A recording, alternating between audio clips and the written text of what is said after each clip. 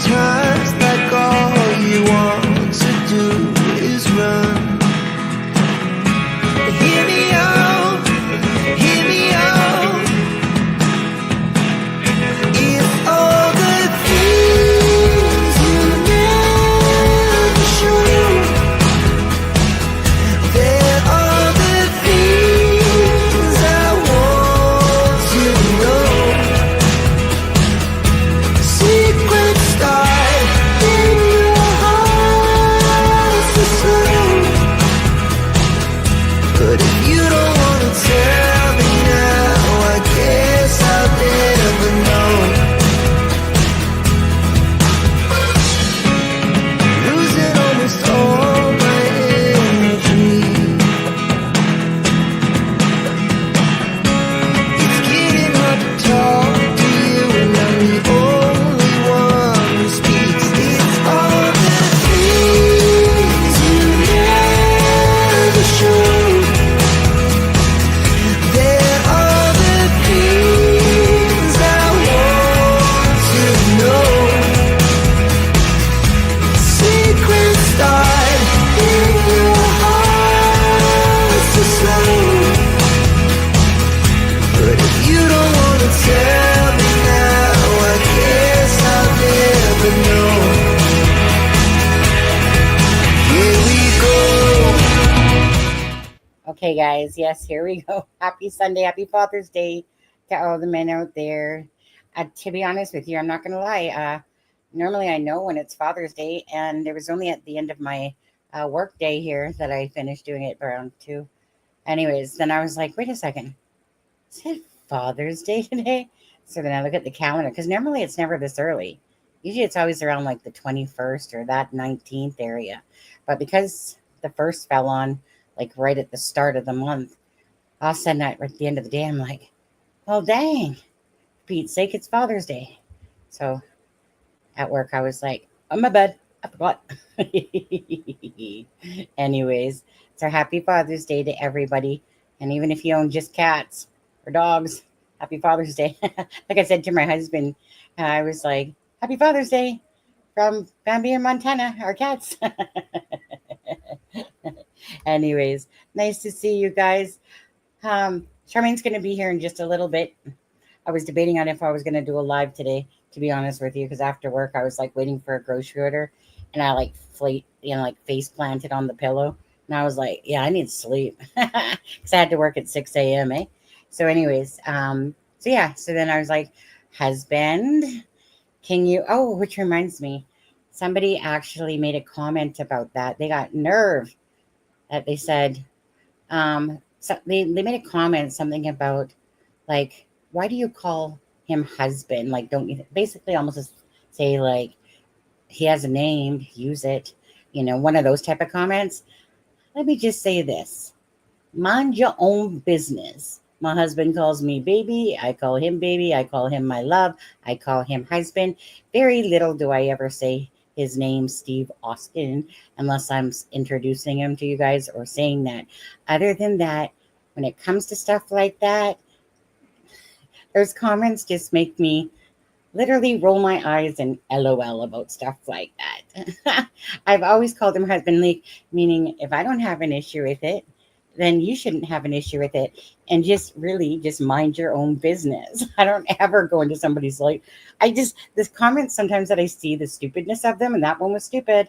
They just make me LOL, to be honest with you. Just that they got nerve even saying stuff like that. But hey, but people want to leave comments sometimes for the darndest things, eh? Tell me how to run the channel, what to do. The intro's too long. This is too long. Great. Don't watch. Have a good day. I couldn't be asked. Not here for that. Here for the cases, Jack and Lily. And however I choose to run the channel is how I choose it. Other than that, go build your own damn channel. That's all I got to say about that. Anyways, so I said husband. Let me repeat that again. So I said husband. I said, I'm really torn here because a grocery order is coming, which we got. And I said, but, that means that I can't really help make the nachos. And he's like, well, do you typically anyway? I was like, rude.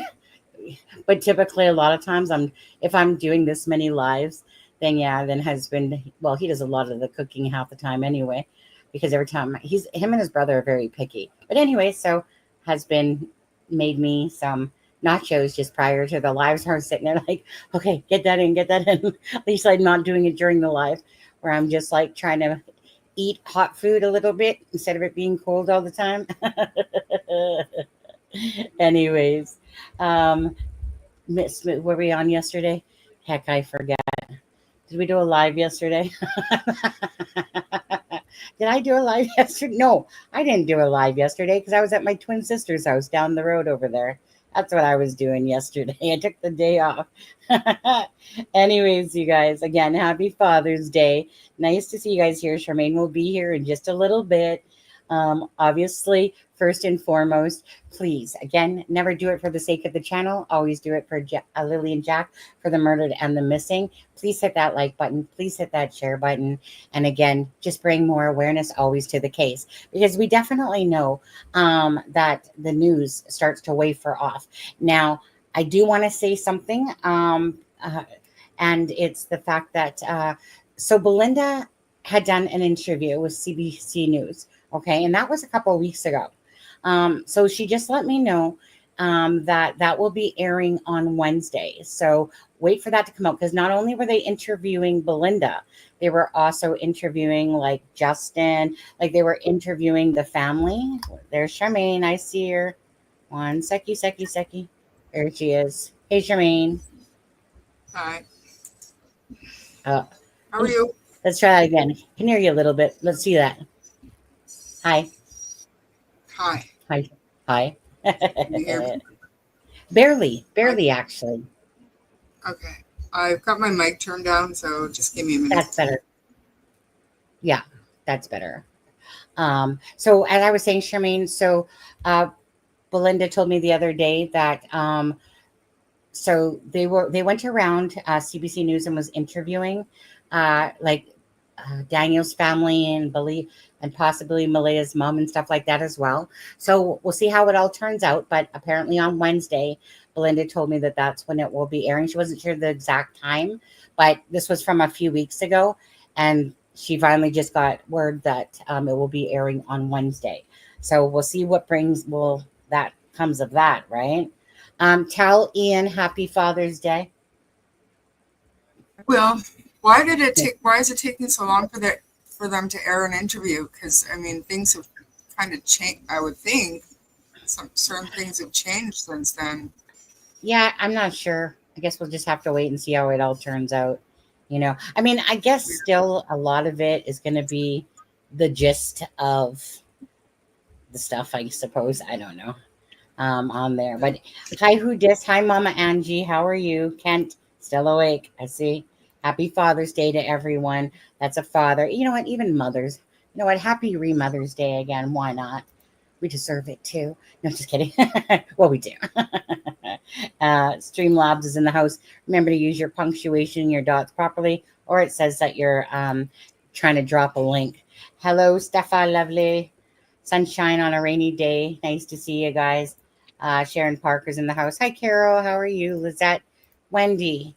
I think Kim Mitchell. Wasn't there a singer named Kim Mitchell? Yes, there was. I love him. Lager and Ale. Yeah. Remember Patio Lanterns. Yeah. Patio Lanterns. Yeah. But she said, I was thinking about it. And I was like, because it's been such a long time since I heard that name, I was like, am I getting it wrong? So I didn't say anything, but then I thought I'd say it this time. But yeah. Hi, maybe Sylvie. That's actually Kim Mitchell. Maybe it is. Kind of like when, of course, our Rick Roller comes in, Rick Astley into the chat. Yeah. Never know. Never know what celebrities are in the house, eh? That's right. If it is Kim Mitchell, I have you on my playlist. And if it isn't, or if it is, I don't have you on my playlist because I don't even have a playlist.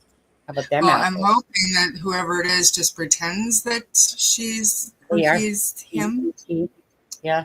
So I can feel special. Yeah. Hi, Damien. How are you, Crystal? Using my real account now. Oh, okay. Is that what it was? Okay, has been retired. It's okay because Arnie Maxter. I like Damien Butler. It sounds like a Clue game where they've added like Damien the Butler to Clue. I like that one better actually. It's easier off the tongue too. Hi Lee, how are you? Scrolling. Hi Drippy, how are you? I wish I could sleep easy. I honestly, right now, if I could plant that bed again right now, I would do it. But I was like, yeah, I mean, I work till, by the way, it's Kent's birthday tomorrow. So anyone in Ooh. chat, just so you know, it's Kent.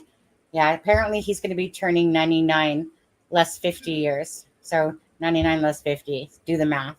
All right, on that. But tomorrow and Tuesday, I work 9:30 to 5:30, right? So I won't be able to do a live at all till 6:30 at least our time. But it is what it is. The only reason why I've been getting a lot of earlier shifts is because my one fellow friend that works, she's always asking me to switch shifts with her. So she's been taking, like, normally we have like a 6 to 2, and then like a 8 can be 9:30 start, somewhere in there, you know, and then we have our night shift, which is 12 to 8, right? And so, but anyway, so she keeps switching me and taking my nights and stuff like that. So anyway, so I've been kind of very lucky that she's, doing all this schooling and working and be like, you want to switch? And I'm like, yeah, hello. So I've just been getting lucky on there. But anyways, hi nurse, how are you? Hi Sasha, how are you? And did I say Wendy already? Think so. Hi Sunny, I look forward to your podcast. Missed you yesterday. Oh wait, we didn't do one yesterday. I was too busy visiting my twin yesterday. Ended up being a really nice day, Charmaine. Not sure if it was sunny up there, but it ended up turning out to the cloud just turned into sun. Yeah. Was it sunny up there? You have to think about it, eh? I think it monsooned for the morning and then it was nice. I think. But yeah, it was, because when we got back from the house, my dog made friends with the neighbor's dog. So he goes and picks up Dingo. That's the neighbor's dog's name, Dingo. And then they run the boat launch and they go in the lake and they frolic in the water when it's nice out. So that happened yesterday. So yes, it must have been nice yesterday. Oh, okay. Okay. Today was hot, like hot. Today? Really, really hot. Oh. Yeah, and I forgot to turn my air conditioner on before I left. So when I just got home, it was like, oh, it's so hot in here. I have a East Coast lifestyle shirts that I was going to wear, just, giving props to a lot of in the chat, but it's too hot. It's too hot. I don't know what it's doing over there because it's only like 22 over here. Well, mind you, I don't know what it was today because I was working. But yeah, so I was working from home, but didn't I only went outside once to grab the groceries. Yeah. It was hot, and I had to I didn't have to, but I was taking a break from the actual house stuff, and I wanted to. We have a 120-year-old table, and I want to refinish it before my kids and my parents and everybody come out at the end of the month. Yeah. So I thought I'd take today and do it. Worst day to do it ever, because you have to do it outside, and all the shady parts is taken by lifts of wood and stuff or cupboards. So I had to do it in the sun and the dust and the sawdust, and I'm gross. It was gross. It's gross. I was relieved when you said you were going to do a live. I'm like, hey, and I got to go. On there. Carol, I said CBC on there. I thought she said global to me at first, like when she told me a couple of weeks ago. So I had to say, like, are you sure it's CBC, or I thought it was global? Either way, Kent, you're on that, right? Tomorrow? Not tomorrow, Wednesday. Citizen Sleuth. It's my birthday tomorrow, too. Citizen Sleuth. Well, happy birthday tomorrow, too. On there. So you're, of course, Citizen Sleuth 29 and holding, right? I think the last time I said that to somebody, they said that they were like 24, and I'm like, oh, because usually people that are was, more. I think, wasn't that Lacey? But then we found out she was actually like 39 or something. No, that was just somebody else, actually. I was like, well, because, most people are like typically 30s to 50s in here, if not Mhm. older. You know, Well, I 99. decided on my birthday I'm not having birthdays anymore. I don't mind having like anniversaries of my being alive, Yeah. celebrating being alive. So like 25 for the second time. It's my second anniversary of turning 25, but Yep. plus one, I guess. But yeah. Well, like I said, so it's a busy month. Ryan just had his birthday. My husband has his birthday on the 22nd. Me and my twin have our birthday on July 3rd. Then me and my brother's birthday is July 9th. But I just he's lucky if he even gets a happy birthday anymore because he never says it to me. So some years he does, some years he doesn't. Either way, whatever. Then me and my husband, our 10th anniversary is on July 11th. And then even my niece's birthday, she's July 15th. So, you know, cancers are where it's at. And some are like, well, Brian's into the, was it Gemini that's before this one or whatever? But Mhm. I don't know. Sorry, guys. Cancer, 69, born that year. Love it. Love the position. Love the song. Just, I just don't like Jesus. Damien. Okay, so let's see. Are we good? Are we good? Are we good? Melissa's in the house over here as well. Okay. Yeah. Sorry if I missed you now. Oh, wait, we got a hot damn. Or just hot damn, Charmaine. Hot damn. Hot Could you get, damn. yeah, hot damn. Could you get going on with the live? No, hi, Bev, it's me. 55. My granddaughter's was yesterday. Well, happy birthday to your granddaughter, Sylvie. I turned 56. Sucker, right? Yeah. We'll just pretend. We'll just pretend I'm not. But I got a twin sister. She's 10 minutes older than I am. I'm actually the youngest in a family of 8 half brothers. Sorry, no. Let me rephrase that. There's 8 siblings total. 4 of them, Timmy, Randy, Billy, Ricky, are the half brothers that were born before us. Then Paula, Satan, Kenny is next, and then me and Tanya, and I'm the youngest, and I was treated like such as well, as if I was some dumbass idiot. Telling you, Oh, little did really? they know. See, I'm the youngest and I was treated as such, but in a way that, you know, because all of my siblings, well, my older brothers, they all treated me like I shouldn't do anything by myself. They were very protective when I was young, and Yeah. I was babied for sure. Because Well, you know, so I just hate it when you get treated like such, like, you know, like as if they're somewhat smart. Like, let me just put it this way: I truly know that I'm the most laid back, easygoing one, and the most I don't give a shit type of thing. You know, like my older sister, I don't talk to her anymore at all. It's been a long time. Why? Because that type of evil, you know, seriously, does not belong in my life. So, like I said, I'm very family oriented, but damn, you know, forget that. Like they're very stubborn, my family, very, very stubborn and opinionated, you know, in a lot of ways. But they really just don't know how to apologize either. Like that's one of their biggest downfalls. But whatever, right? I'm just kind of like a whatever is what it is now. Don't really care. You know, I'm too old to play those stupid games and head games and freaking care about that type of crap. But at the end of the day, Tanya's your sister's name as well. Okay, so Charmaine, so you guys just be warned.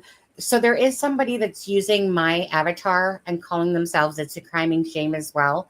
This is not me. This is somebody where CJ Iville, he had messaged me or sent me an email and he said, "Hey Sunny, can I just ask you, you know, I don't think it is, but I just thought I'd check with you to see if this is you, you know, but you know, me and you have always gotten along, da. So I just want you to say this. If I rarely ever talk in a chat room at all. So if you happen to see this profile, please just click on it and you'll know. If it takes you to It's a Crime and Shame, our channel here, then you know it's me, right? With the subscribers and everything. If you click on it and go to their channel, please report this person, okay? Because honestly, this is how sick and twisted people get. So this is probably truly somebody that I booted their ass out of here, and they're big kids and they want to somehow, you know, pretend to be me because they got their butt ass hurt because I blocked them or something like that, right? But these these people happen all the time. But anyways, if you do happen to see the account that looks like mine, just right click on it, go to the channel. If it's not, just report it, please. Not that they're not going to make another channel and do something else, but this is where YouTube fails us miserably, right? Nobody should be able to create a same channel as mine, but YouTube fails us miserably when it comes to this stuff, that people can go around doing this. So anyways, troll, honestly, again, it is what it is. But if you guys happen to see it, I would just please ask that you do report it, or especially, let whoever know that's in, if you're in somebody's chat and you see it, just say that's not Sunny, or that's not, it's a crime and shame. That's a fake account or whatever. Anyways, loser, that's all we can say to these people. Big losers, right? They got nothing better to do with their lives because they didn't wean off their mama's titty or something like that. Whatever their issues are, they got issues to do stuff like that. Okay, so again, happy Father's Day to everybody. So again, just quickly, this is about Jack and Lily. So please hit that like and the share. Do it in honor, of course, out of respect for the murdered and the missing, in this case, Jack and Lily's case. And please do it for Belinda. Belinda's the paternal grandmother of Jack and Lily. These children went missing on May 2nd. It is now, can you believe it, June 15th, right? June 15th. And we still don't have any answers of what happened to, we got a lot of speculation, but we don't have any answers to what happened to Jack and Lily yet, So it's been a pleasure getting to know Belinda over the course of this this case, in a sense. Very, very sweet lady, very kind and very, very generous with her information, because all she wants is answers. So again, like I said, never do it for the channel. Please do it for the sake of the children first and foremost, and for the family members that truly are missing Lily and Jack and just want answers for that. So you guys, again, you guys are the force behind it all that can really make movement in the sharing and the outcome of the algorithm and bringing awareness to this case. You guys know it's a very important case, right? We're Canadian ourselves, so obviously, on the side of the fence, it's not a U.S. case that we're covering at the moment, but it's of course on our side of the borderline there, the one that was drawn by a ruler, that one. But anyways, so me and Charmaine, we're from the west coast of Canada. This case, of course, is happening on the east coast, up in Nova Scotia, up in Pictou County, Lansdowne Station. And it's you know what this case is? I'll tell you what this case is, Charmaine. To me, I know we have different thoughts on it, but to me, it's nothing but a bunch of twisted lies, and it's trying to fudge through those lies to me. I know you're on a difference of opinion with what you think happened per se. Oh yeah, did you want to clear that up a little bit? You said maybe I should make myself a little clearer. Did you want to clear that up?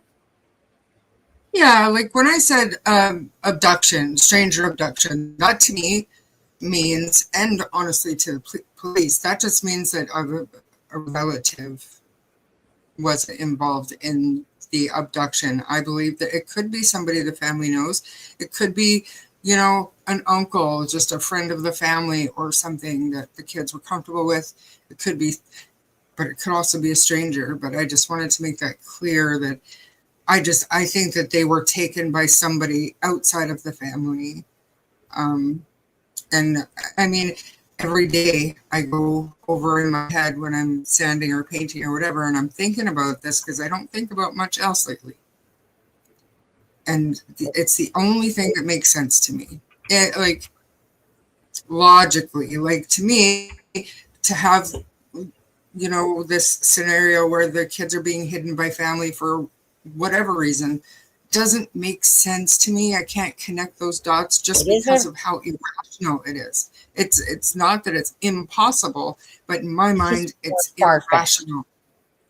Yes, it's irrational to think that it would have gone on for so long with the RCMP being completely clueless about it still, and no trace have been found. And Malaya, she wouldn't be able to see them still. She still wouldn't be able to see those kids because they have to be gone somewhere. So she has no incentive to keep being quiet about it unless there's a threat to those kids. Do you know what I mean? Yeah. I mean, we're going to be. I just can't. It just doesn't connect in my head. That's all. But it could be I get what abduction. I get what you're saying. I'm still not on that page. I think that there's a possibility, but I'm still not on that page. But I get it, Charmaine. I get the whole idea of that is more on the absurd side of things, right? To take things to that level. But then again, I'm always torn in my head because there's all these twisted cases out there. But today we're going to look at it from a different point of view. A viewer had sent me in something, and honestly, a little bit of epiphany, like I said, kind of went off there because like in the one that I can't wait to hear what's in your head now. I'm really looking forward to it. Well, it was one of those things that I started reading it, and as I'm reading it, okay, it's meaning the plausibility of the circumstances, in a sense, could make sense because we all know that, for instance, in relationships, people can, do stuff, or how do I want to say this? Well, you know what? Once I read it, you'll understand. Now, I didn't read it all. I read the first few pages of it, and then I was like, and after about maybe the first quarter of reading a page, I had this epiphany. But then the more I read, the more I was like, well, that's exactly what I was thinking, because there is another plausible scenario. But this scenario would mean that Daniel is a full-on liar, like just a full blatant liar, in a sense, because at the end of the day, Malaya has only given an interview, and that's pretty much it. Her family members are kind of coming out with some stuff, but other than that, everything's about Daniel. Now, the thing is that this next scenario, what I'll say, is probably more plausible, in a sense, if I look at it truly, than the hiding the kids scenario. But it's based on that Daniel's a full-blown liar, and he's just putting up a big mask because you know how this stuff can happen, right? A lot of times they get close to the investigation, and I'm looking at Daniel's words again and stuff like that. But anyways, it's just a theory. It will be simply a theory, no better than some and no worse than others type of idea, right? Because it's not like it could be. I don't see the simple abduction part of a stranger. I don't see that. I see that. I just don't, because for me personally, it would have to be like this would have to happen to this to happen for the perfect opportunity to happen on a rural road. And I don't see that myself. I don't see that the investigation has even tried to portray that about an abduction on there, but we won't know. But it will be interesting when the interviews come out on Wednesday, and we'll see what all gets said by family members. Now, okay, so a couple things here. Somebody else sent me this yesterday, and so I want to share it with you guys. It did remind me of Donna Serafina's reading as soon as I saw it, because I remember when she was first talking about this sun thing, that had pointies. I remember at first she said, it's like a button, even though this is a necklace. But she made that comment like, it's like a button.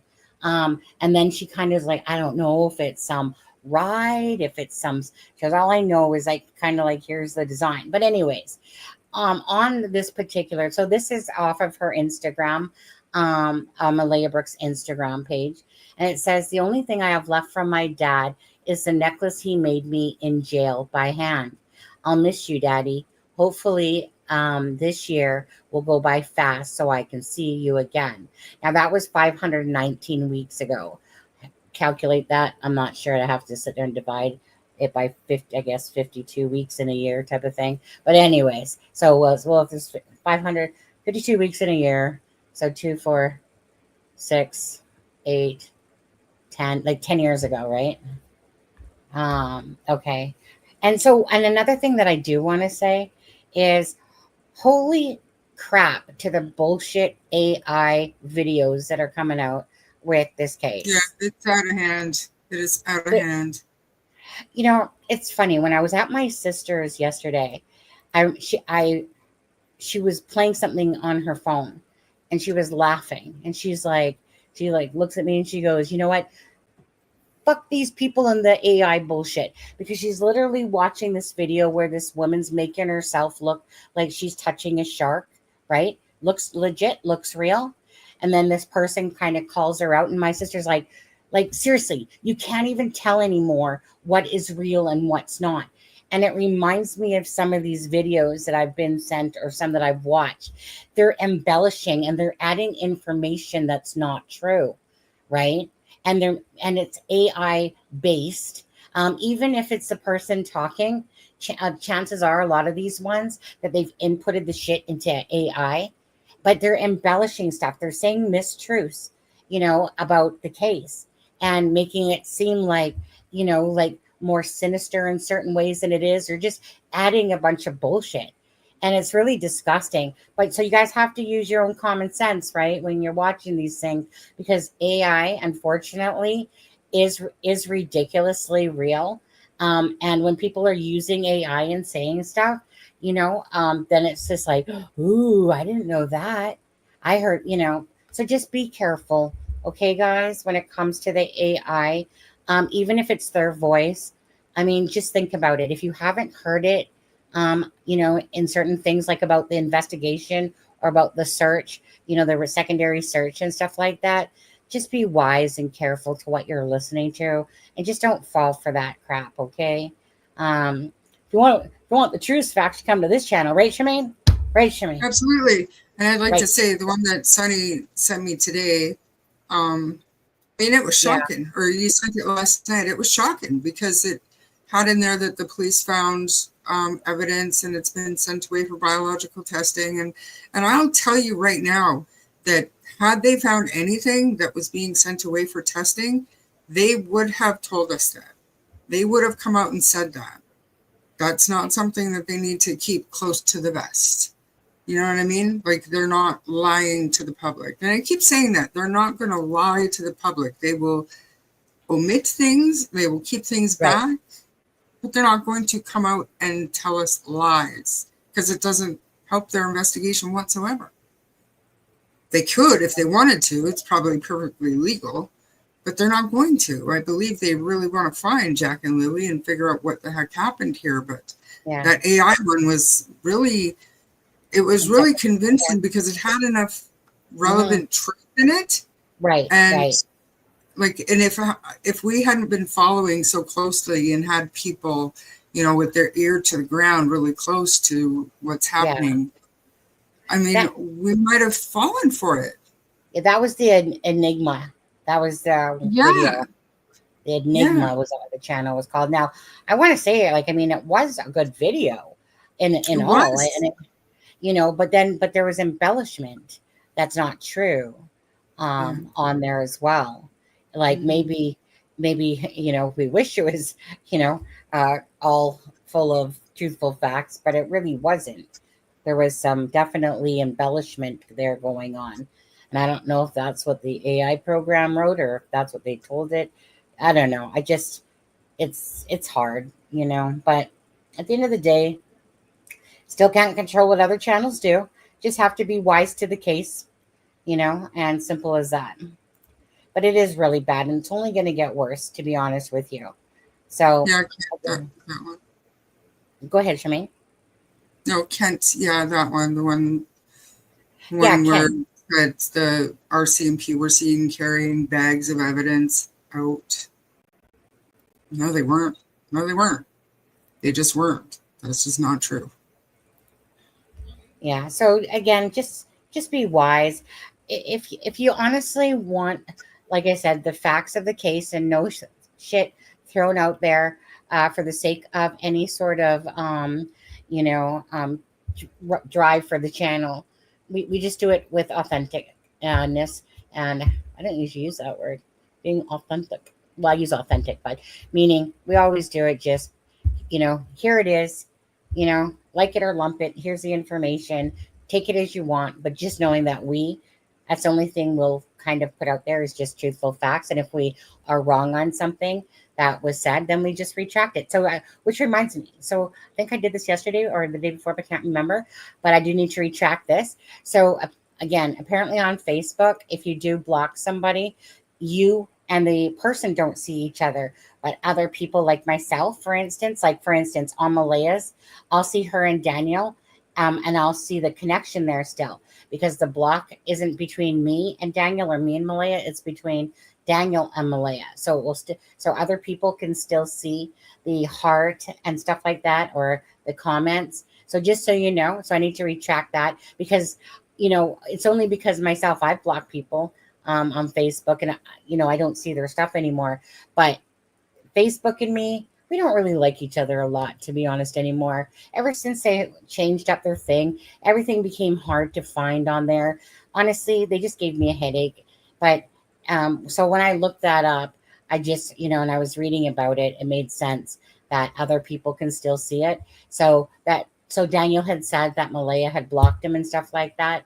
So chances are that could be very true. But we just still see the comments. Okay. So just a retract on that one. Now the channels are days behind. If this one is, if you don't realize that, you could think it was the latest stuff out. That's true as well. I have my own bad theory of what could have happened, but I also have an autistic child who will bolt in the woods if given the opportunity. I support D&M until the facts speak otherwise. Yeah, and each to your own. So all we ask is that you respect everyone's opinions and theories. Mine and Charmaine's are different. Mine and Kent's have a different thing, and it's just, that's simply the way it is. It's all just a matter of speculation. Besides the facts that we put out, after that, it just becomes talking about the case, trying to understand the information that we all have, right? We put out the information to you guys, thanks to Belinda and thanks to Daniel. Regardless, that's where the information came from. Take it as you want. But at the end of the day, it was to give you guys more insight so that you could look at the case in a more closer, microscopic way with that information and just decide on your own still what your thoughts were. So be always very appreciative of information. And when family members are willing to talk, and Belinda has been willing to share 99.999% of everything, right? She just wants answers. What happened to her babies? What happened to her little grandbabies, Jack and Lily? All right. I choose do not recommend this. Yes, I choose do not recommend. Right, exactly. On there. Okay. So scrolling down here, clearly Daniel and Mom are guilty as fuck, and the story, case closed. In your courtroom, eh, Ron? Okay. So I figured that may be true, but I mean it's not case closed because we still don't have Jack and Lily in your courtroom. Yeah. I figured this is how they connected over Pictou, because how he has his little Pictou channel. Now, this is before she met Daniel. This is Malaya's old Facebook. Again, thanks to the person that ended up sharing this one with me as well. And by the way, another thing that was said about, so Daniel's ex, Christy, right? I think at one point she had her Facebook more open, but then as trolls come along, they start shutting it down because they don't feel like dealing with the losers that go to their pages all the time that insist on leaving ridiculous comments. But anyways, so I went over to her Facebook just to even verify if I could see any of the comments.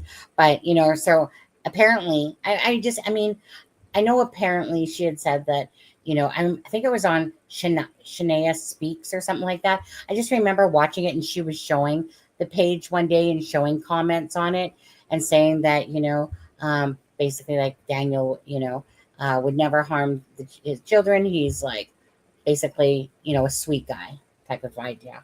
But I don't have any backup to that. But I think, if I'm not mistaken, it was Shania Speaks that was on her Facebook. And, and so certain times I'm just like, do I really want to go down like that path over there?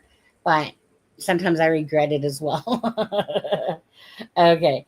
Do you have a count how many times has Daniel said that he loves the children in his multiple interviews? I'm just curious because I haven't heard it. Says that he loves the children. That's true. I haven't heard it. I haven't heard him say that. Could be. Well, that's just it. And that's what we're going to get into in a second. Okay. So again, for anyone that sees this false channel for It's a Crime and Shame on YouTube, not me. Okay. Report it. Like, go to the channel to make sure it is not me, because I don't really ever talk in lives on people's lives. It's rare.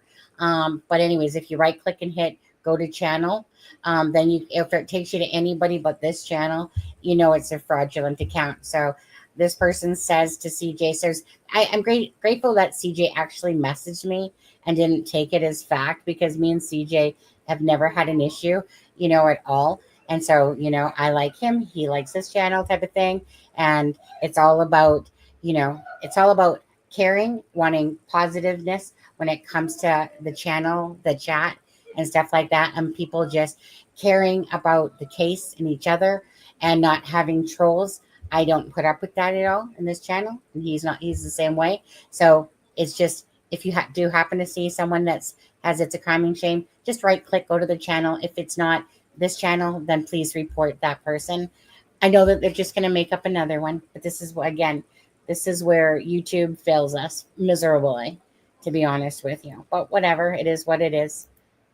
Just it is what it is. What you're going to do. What you're going to do when they come for you, Charmaine. What you're going to do. Yeah. Right. Okay. So this is the one here, Charmaine. Let me just present it. And then I'm just going to read that. I'm not going to tell you who this is from. It's just a viewer. Okay. But we'll go through it together here. And it should be right here. Okay. Okay. All right. 1 second. Let me take us off the screen. Okay. Okay. So, disclaimer. This is a fiction. This is a fiction because I really don't have any idea what happened. Oops, let me get this out of the way. Where we literally do not have Malaya's story. I've decided to give her one using a possible scenario that fit around what we have been told about the case. It is not to be taken as this is what actually happened, and in no way blames any YouTube or TikTok channel who interviews people to shed more light on this case. If anything, they've helped people and authorities get more insight into the case. Amen, right, Charmaine? Amen. Absolutely.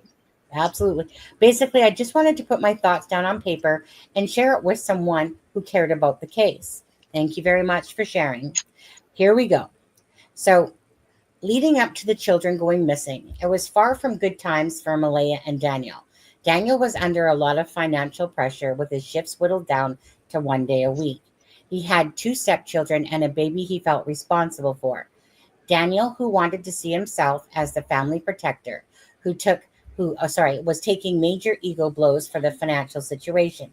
Social assistance wasn't covering the lifestyle that Malaya wanted, and she was getting aggravated having Daniel around all the time. Those who knew the family were judging him harshly for letting Malaya support him with social assistance meant to take care of the children. Malaya's aggravation just made him more insecure. Malaya was beautiful. Malaya is beautiful, and he was scared that he was going to lose her. He was scared to let her go anywhere by herself because he was convinced some man would try to replace him. So again, as I'm getting to this point, these are very factual, real insights in a sense, meaning, when I was reading this, it was a very logical thing that happens in relationships and stuff like that. Yeah, absolutely. So I really enjoyed how well put together this was that way. Because again, we all know that these situations arise. We absolutely know that, like in my ex-husband, right? He was always scared to lose me, right? I never gave him that interpretation. Well, maybe sometimes I did, but anyways, meaning it was his own insecurities that caused him to put me on a pedestal that I didn't ask to be put upon. So anyways, so I wanted to say that. And remember, this is just something that a viewer has thought about as a possible theory. Okay. So he was scared to let her go anywhere by herself because he was convinced some man would try to replace him. He insisted it was due to him needing to protect her and the kids. He would regularly remind Malaya of all the ways he supported her and tried to undermine her confidence by insisting that she couldn't survive without him. Again, very, very true situation I've lived through myself. He would criticize her and twist issues around so the blame lay at her feet. All the gaslighting was somewhat recognized by Malaya, but also it took a toll on her. In 2 years, she had changed a lot due to dealing with all of this. Her mother, Cindy, noticed the negative effect Daniel was having on her and tried to convince Malaya that she had other options and could do better. Her mother saying that these things just drove them closer together, though. Malaya didn't want her mom to say bad things regardless of how she felt. I felt like an attack on her judgment as well as an attack on Daniel. Malaya is not what you would call a strong, independent woman. She has her own issues and has always been somewhat dependent on those around her. People did help her, though, because there was something vulnerable, kind, and creative about Malaya that attracted people. May 1st, Malaya and Daniel go shopping, and it is a reminder to Malaya of how aggravated with Daniel's low income contributions to the family. That evening, they start squabbling over finances with an argument that goes late into the wee hours, perhaps. Malaya coldly ends the argument by going to bed, leaving Daniel feeling issues are unresolved, with him having no control over the situation.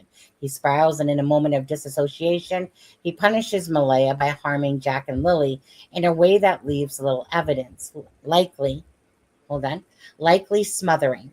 Still, in this dissociated state, he takes their bodies to his vehicle with Malaya asleep, drives off to dispose of the evidence. May 2nd, Malaya wakes up around 6 a.m. and is exhausted from all the drama. Daniel starts canoodling her, and they make up. She's called the kids in sick so they don't have to get out of bed. Daniel is aware of what he did, but he wants a fantasy bubble to last as long as possible. Neither of them check on Jack and Lily. Around 7:30 a.m., Malaya wakes up Daniel, dotes on her getting a bottle of food for the baby so that she can feed the baby in bed. He says he'll check on Jack and Lily, and they're fine, and they are still fine sleeping. Malaya feeds Meadow, changes her, and then crawls back into bed, her thinking that the kids are still asleep.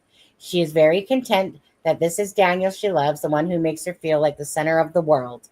Malaya briefly wakes up around 8ish, and Daniel tells her Lily has popped in her head a few times, but she's fine. He can hear them. Okay, this is where my epiphany came in, right here. Like, no, I was like, it was up above, but this is the same thing I started to think about as I was reading this. And so now that I see it, because I wasn't at this part yet, but anyways, I'll keep going. Malaya briefly wakes up around 8 and tells Daniel Lily popped her head in a few times, but she's fine. He can hear them playing contently in the kitchen. Malaya dozes off once again. Sometime around 9ish, Malaya wakes up but doesn't initially check on Jack and Lily, grateful for a bit of silence at first, but then the silence lasts too long. This is when she notices they are missing. Daniel jumps up into action, helping her look and acting like he will tear the place apart to find the kids. He hops in his vehicle to go searching, and even though he knows he won't find them, Malaya contacts her mom via text and told her the kids are missing. She is sure Daniel will find them as they just wandered off. Okay, now think about that. Think about Daniel, just quickly, Charmaine. Think about Daniel saying that her mom arrived few minutes after. Well, honestly, when you kind of think about it in a different light, maybe it's because Malaya actually messaged her mom sooner to let her know, and her mom drove out there. Yeah. Because we'll get into that though.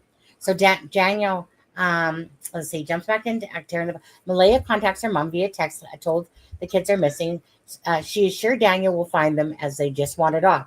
They have wandered off before and they found them quickly, but Cindy senses something and they briefly discuss Daniel. Daniel's mom walks in as they are discussing Daniel's flaws, leaving Malaya looking guilty. Cindy tells her she is coming over. Daniel comes in and gives Malaya a detailed account of everywhere he searched and he can't find the kids, and he's convinced that they've been abducted. Malaya, in shock, doesn't know what to do. So she asks Daniel, should we call the police? But Daniel raises it bad. Wait, Daniel raises it, looks bad, and that they stayed in bed all morning first. That, okay, little typos going on there, but they did say that they were very tired when they wrote this. Okay. Police are going to expect that Malaya should have got up, took care of them. She could lose Meadow if they think that they are neglectful parents. He has an idea, though. He can protect her and say that she too heard the kids. You're on my same uh, wavelength here on this one when I was thinking about this option. Malaya tells him not to worry. She will protect him too. They will protect each other while thinking that it's an likely an abduction. At first of all, this makes perfect sense to Malaya. She doesn't want to lose Meadow. Neither of them are actually responsible for missing children. Malaya is interviewed by both police and the media, with Daniel instilling in her that if she screws up, she could lose Meadow. Malaya does screw it up a bit because she gets confused over her lies and the timeline. It was just too much for her to remember while not knowing where Jack and Lily were. Cindy picks up on this as well as some of the family. They cannot picture Malaya doing anything to the kids, but they question about Daniel's involvement. Malaya doubles down to protect Daniel, coming up with justifications by how easy it would be to abduct them given they are clueless when it comes to stranger danger, and even go as far as to push the abduction narrative on social and televised media. May 3rd. As the questions continue, she is starting to suspect the unfathomable, that Daniel is somehow involved in this. She thinks back to the morning of how he went through special efforts to keep her in bed, how it was him, not her, who actually said he heard the kids playing. God, I couldn't have wrote this any better, to be honest with you, because all that stuff was going through my head. And that's when I was like, you know what? This is a very plausible explanation as well. Like when you look at it, and maybe it is a clearer somewhat picture than the whole mother side abduction thing, whatever. Let's see here. So it was him, not her, who said Lily. Right, exactly. It was him, not her, who said Lily popped her head in. She is still processing and doesn't want to believe that this could be possible in the first day and a half. She is confused about the timeline because it doesn't even make sense to her. Not to mention, she has no concept of time and wasn't looking to see what time it was when everything was going down.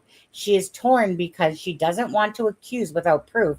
She is worried because she's already lied. She is worried about losing Meadow and feels at least some need to defend Daniel in absence of proof before, but things he has told her that seemed innocent then are now taken more on an ominous twist.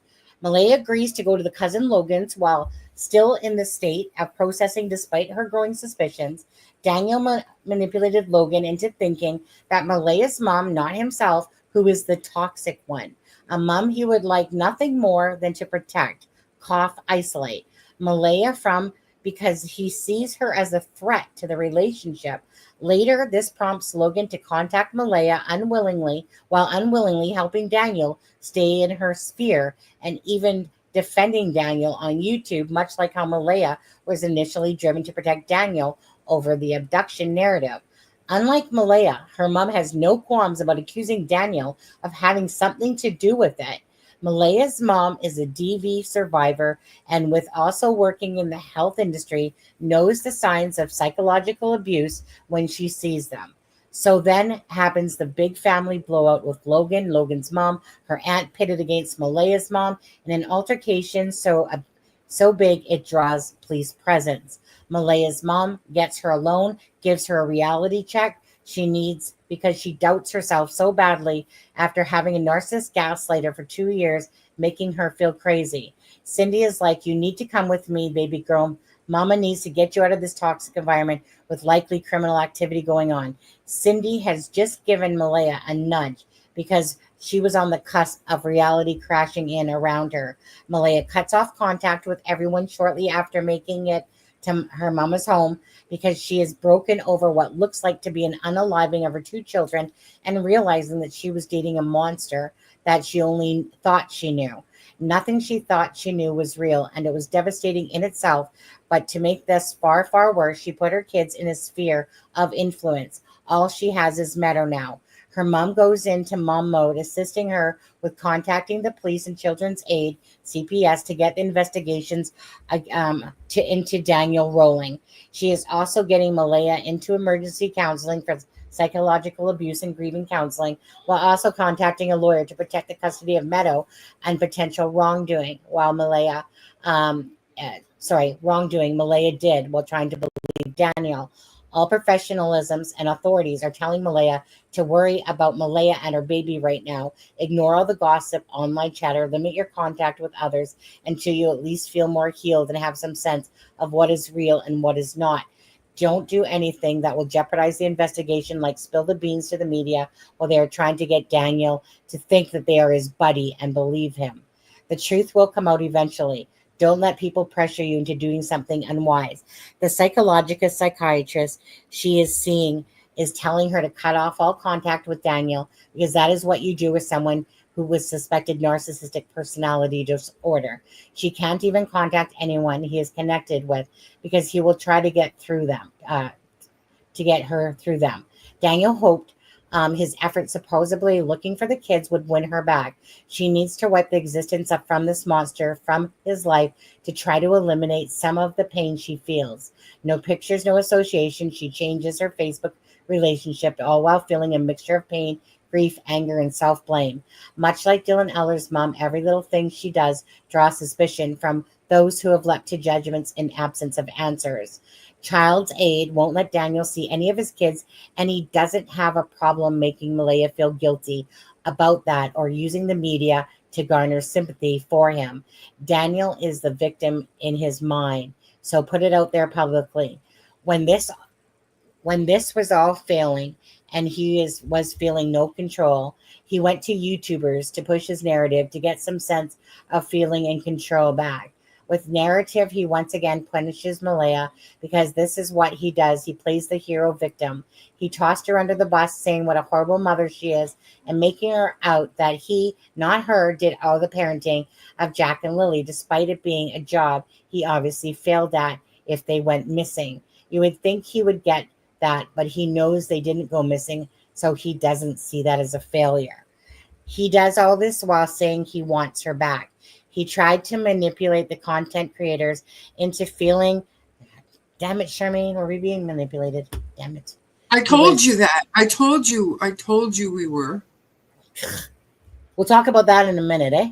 Okay. Mm-hmm. This is really good, well written, don't you think? It is. It's fucking amazing. Whoever this is, I want your autograph, man. Well, I know.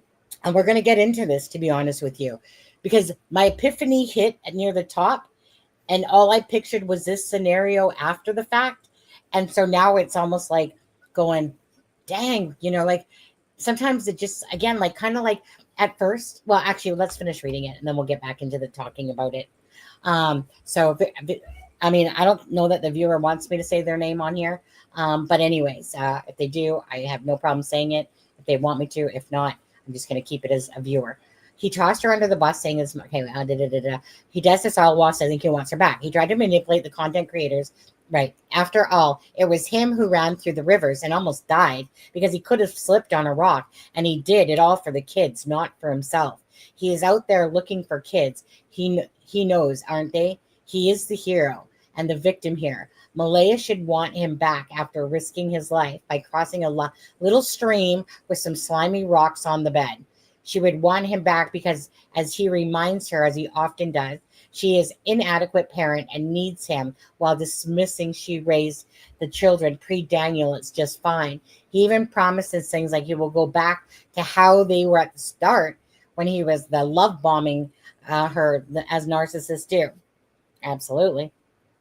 This seed is planted into the minds that Malaya is a bad mom before Daniel. She must have had people helping her when it is normal for family to help each other out. It's called a support network, and it's very healthy. Malaya wasn't perfect, but what mom is. She was quite young when she had the kids and really didn't need that help. And so now only those. Now, are we almost done? Oh yeah, this is it. Okay, good. We're almost done. Perfect though. I mean, it's a great piece for sure. Absolutely. So now that we are now only those who are closest and can be trusted are allowed access to her right now. She is not looking for Jack and Lily because she knows that they are not with us anymore. She knew it was almost immediately with instinct. After Daniel started spinning tales but didn't want to admit it right away, she did not go do the vigil to professional advice to stay away from Daniel and those he's associated with. Not to mention that Daniel's latest punishment efforts, she has been getting death threats. In the off chance she and the police are wrong, the police are continuing to search, but they are most likely just looking for remains because they know. They know all the kids are no longer with us. They don't think Daniel, with his NPD, has a conscience that will drive him to confess, so they are waiting for him to slip up due to his pattern behavior of constantly needing an external source of supply to boost his ego. This makes pretty much impossible for him to stop talking publicly. He can't help himself. Daniel was able to mostly pass the polygraph because all this time he was telling himself that it wasn't him who did it to himself. In disassociated state he was in. It was like he was watching a stranger carrying this all out. The stranger is not him in his mind.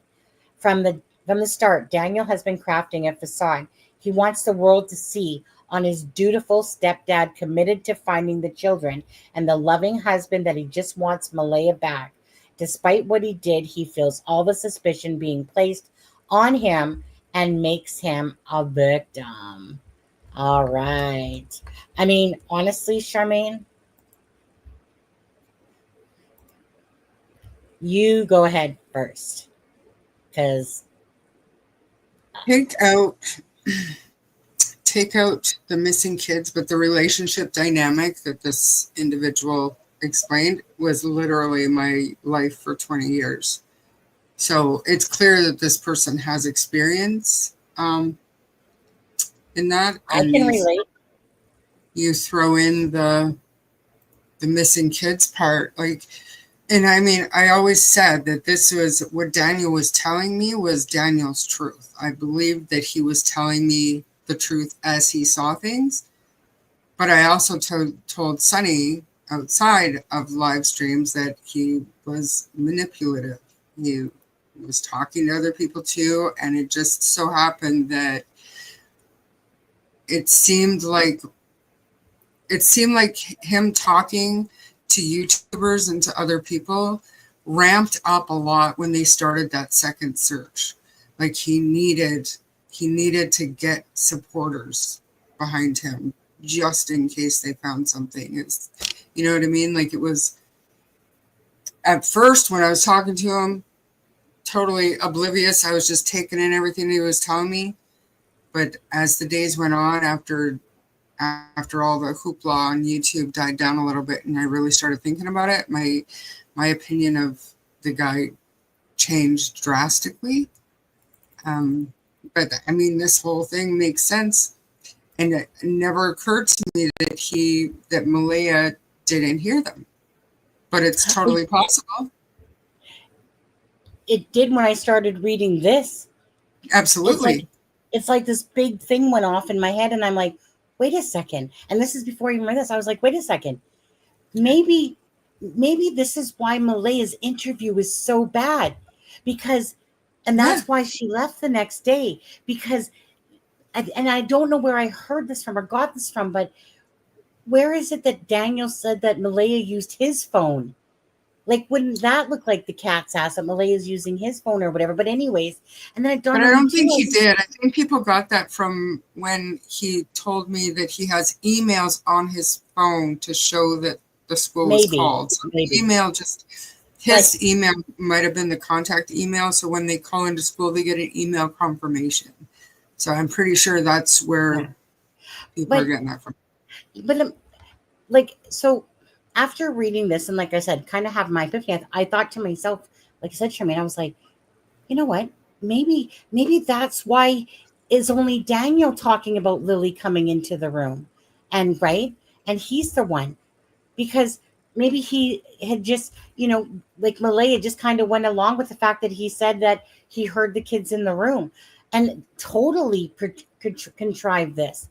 I hate to flop like a fish all the time, but I'm willing to in the same map. I'm always willing to look at common sense, and if something has more common sense to it, this is one, honestly, I'd have to say this is one of the hardest cases for me when it comes to Daniel, because either he's just a really effing good liar, in a sense, and he's literally fooled me, right?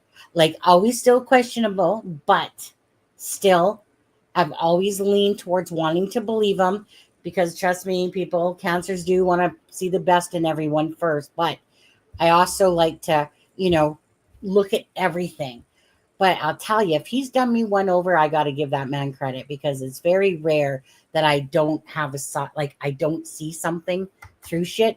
And I'm not saying we don't know the answer here, but this is more plausible, this, to be honest, than the whole mamas took and hid them away.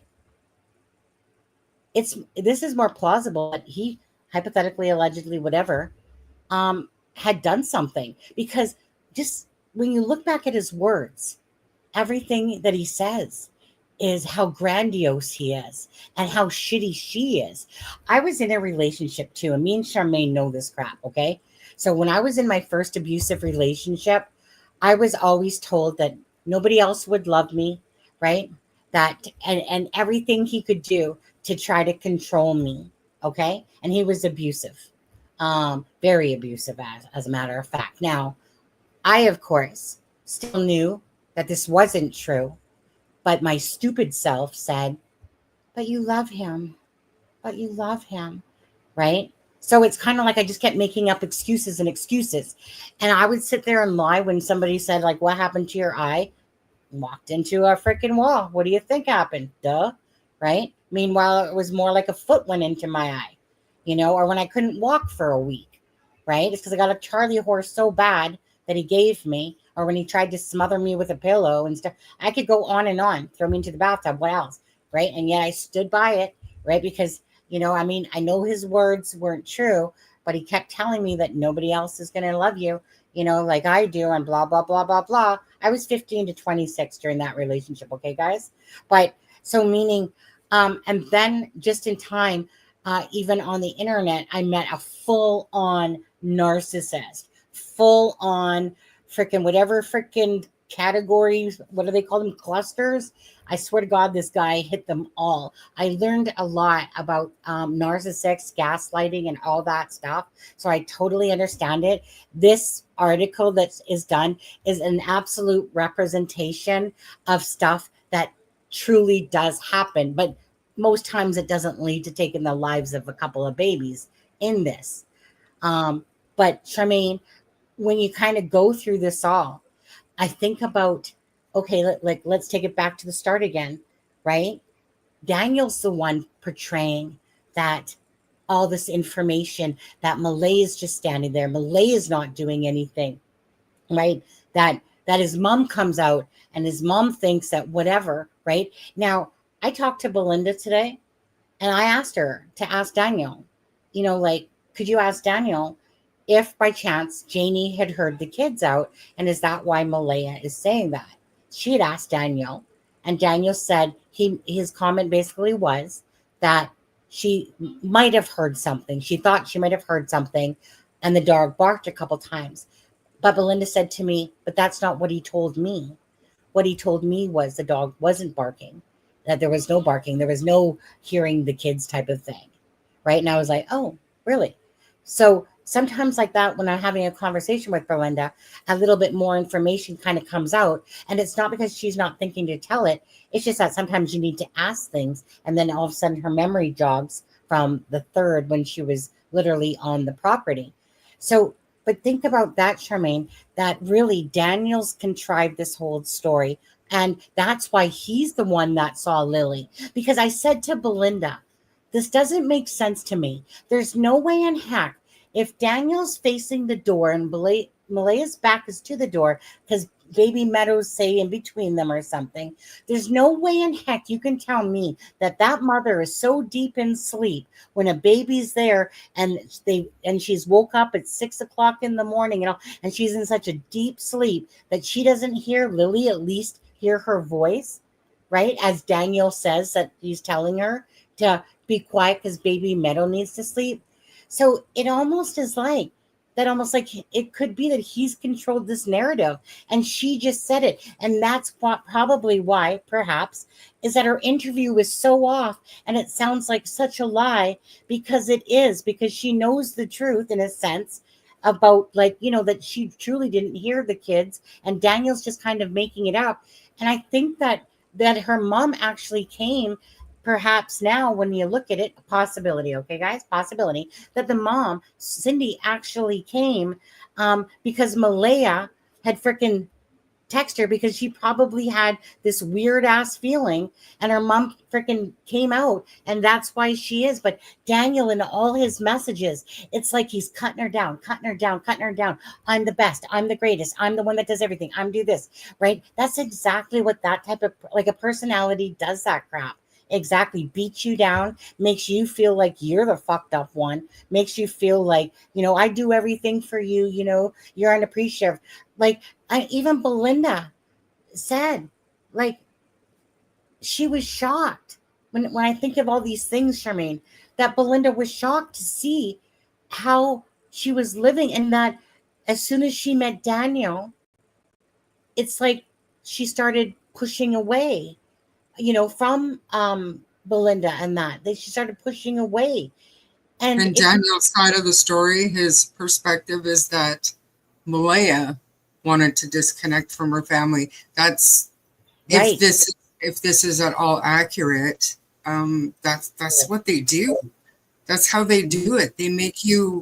They start making you start to question other people's role in your life. You know what I mean? And it makes sense because they're good at what they do. Like, I alienated so many people in my family. So did I. Year. And I really thought that they were bad for me. Absolutely. I didn't see what was right in front of me. Well, that's what it is sometimes, right? Then that's just what I'm trying to say here. Maybe this is what is really in front of us, something that's more logically making sense than hiding two children somewhere and nobody can find out where they are at this point. Chances are, right? But and if this happened, if they were up to the wee hours of the morning, arguing or whatever, she went to sleep and he had done something. Yeah. If he was back there by 6:30, like, how far can you get in an hour? Obviously, if it's just you and you're going, right, that's outside of the search area. And I mean, hopefully his GPS, his phone, and the rest of it. And this is where that Enigmas thing kind of is showing in that video, was basically like, almost like this gave him time to do that. But anyway, but what I'm feeling at the moment is that when you look at it from a different perspective, and sometimes, again, somebody says something and it hits you like, or like I said, a brick. And I'm thinking, okay, wait a second. Now this is making sense this way, because Malaya left within 5 minutes, right? And the chances are, chances are, it's because Malaya knew, and this is why Malaya's family was blaming Daniel, because he literally said that himself. And right, so he's going to probably try to project this, hypothetically, allegedly, whatever, right? He's going to try to project this and be like, yeah, well, you know what? Her family is trying to blame me, as if I had something to do with it. So I want everyone to take polygraph tests. I'll take them. You take them. I want everyone to take them, right? Because if he's a full-on freaking narcissist, like total narcissist, that means that everything he's doing is just a manipulation to us all. And it could very much be true. And that's why, for him, if this is the more of the answer, perhaps it's because he's totally a full-on, and I didn't get see it, right? That I didn't see it. I don't like his eyes. I can tell you that much. His eyes, they don't. I always look at somebody's eyes, and he doesn't have these eyes that I trust per se. Meaning, when I look at him, when I look at her, she has very soft, warm eyes. right, as what I see in her. But when I look at him, if I was just taking the pictures by themselves, when I look at him, no, I'm not seeing this wholehearted person that's just, like the best person ever. I can see that usually in guys, but him, he's that one that makes me think, going, there's something about you, dude, that's not right. So that part I seen in his eyes.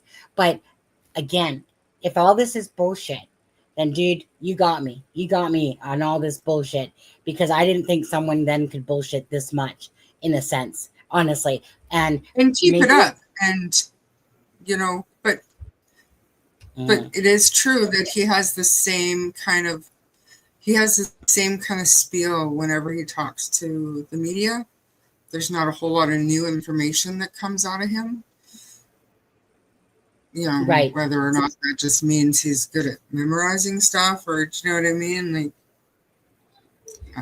Well, again, so Charmaine, just go back to this part. So Malaya leaves quickly, right?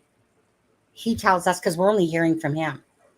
Okay, if Malaya's interview sucks, because of the fact that she knows that she's not really telling the truth, and she's stumbling over what she's supposed to remember to say, in the sense of the fact of, like the sliding glass door. Okay, that is a contrived statement to me. That's definitely a conversation that for both of them to say that to me. That is absolutely as if two people sat down and said, okay, we got to say this. And I can see this. Now, anyway, so Malaya leaves, right? Because she knows that Daniel Say has something to do with this. And she wants her and Meadow as far the fuck away from him as possible, right? So she goes with her mom, and right, she gets out of there. Everyone thinks that it's because, like moms don't do this shit. But if you look at it from this angle, absolutely makes sense, right? Retains a lawyer. Okay. Now there was a person that said, stop screen share for a second, image file, that said this. So somebody wanted to ask me something from DD's Deception Detectives thing. It wasn't this one, but I saw this one above it. It says, former CPS worker here. If protection has been sanctioned visits to be supervised only, they have grave concerns about the children's safety with Daniel. So Yep. that's where this makes sense. Again, I said that there's something there. And it blows my mind. I don't understand how he's comfortable talking to the media about it. Like, like as if it's perfectly normal and he's still the victim. And you know what I mean? Like, I can't see my kids and now I've got supervised visits lined up. Like, that's not good. There's a reason for that. Mm-hmm. Well, that's just the thing, is that we know that there had to be something that wasn't right in order for him to get denied that. Now, at first I'm thinking, okay, well, women make up shit all the time, But honestly, if I was to pick between these two theories, or like the theory about the mother, Cindy, taking him. Now, let me say this. Cindy's mother is a nurse, okay? Now, very empathic people go into nursing, teaching, okay, customer service. We thrive in those areas, okay? Because, again, empathy, compassion. So when I heard that she was a nurse, I was like, hold on a second. Nurses are typically very empathic, right? So Daniel could be feeding us just a whole bunch of shit. Because remember that person came in, of course, Kelly, that said, you know what? And I get it, right? We get it that Cindy is not like this. She's a really great person, human being, and da-da-da. But I'm just saying, if we take the whole of the picture and think about why CPS happened, why Malaya's, got an attorney for full custody, and she bolted out of there, it probably truly is because, like Daniel said, because he's a full-on narc, that what was my point, Shane? I was there until I watched my hands move across the street. Anyways, so that seriously, I need to go back to bed and wake up. Charmaine, you guys, what was I just saying? Come on I now. don't know where you were going with that, but Yes. I'm talking about Daniel, like meaning if you go back to the forefront of it, that Malaya, right? It honestly makes sense that if with Daniel and pushing all this, how great he is, how great he is, how great he is, right? That's usually the signs of a narcissist, kind of like the Scorpio sign, talking about their ego, da da da da da, you know. But if I was to, like I said, literally look at this one versus the other one, this one actually makes sense because this one, we don't know what happened to those children besides when they were captured on the video footage, and we don't know what happened. And again, something has to have happened here. So either you can look at it through just a plain abduction, that somehow these kids did all this, went to the road. And to me, that one's still hard for me to believe because that would mean that no other car seen the children and that one car that went by picks them up and they're the predator. So that's why I have a hard time with that. Plus, I don't see anything that's shifting that way of how typically that would work for an abduction. So that one I have a hard time with. just really quickly though, almost every single abduction by a stranger is opportunistic like that. He just so happened to be going down this road at the same time as that kid. I mean, that's how it usually happens, unless there's an element of stalking there, or purposefully going into a neighborhood and finding a kid. Like he might not have, allegedly, whatever speculation, but he might not even have planned to do that. But an opportunity arose. There were two little kids standing there. That's just where my head goes. It's not impossible. It's not probable, but it's not impossible. It's not impossible. And again, the thing that strikes me here the most, Charmaine, is how blatantly obvious that lying is going on between the two of them, regardless. What is blatantly obvious to me is just this inconsistencies of timelines of things being said, and this whole it's just lying. You can just see that lying is going on. And if they're telling the truth, then everything would make sense. But this whole thing of her leaving and stuff like that, and getting CPS involved and a lawyer, and Daniel, the one that's being the person, so meaning this whole line truly does make, for me, the best sense out of what I personally see. But you guys in chat, let's just ask you, okay? And it doesn't matter because you guys can all even think differently again. Okay, and I'm flip-flopping like a total fish on this case. I'm not gonna lie. It's not like me to do that, but you know what? I like common sense, and if something shifts me to believe something else that's more natural, I think that the whole theory of Daniel's a big ass liar, and that this is why Malaya left, and that makes more logical sense than her mom showing up for the said reason of what Daniel's pushing, and that these two kids are hidden. I think it's more likely that something happened, and possibly at the hands of Daniel and not Malaya. And that's why that part will make sense more to me, because this seems like a more realistic one. But anyways, let's ask you guys. This one checks all the boxes. Do you know what I mean?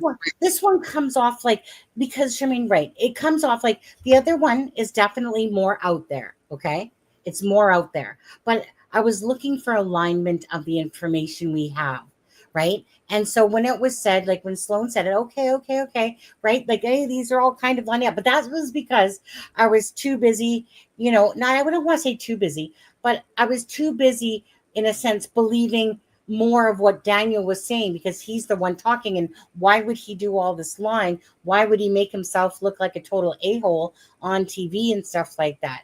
Now, but once I saw this one within the first paragraph, I was like, I know exactly where this is going.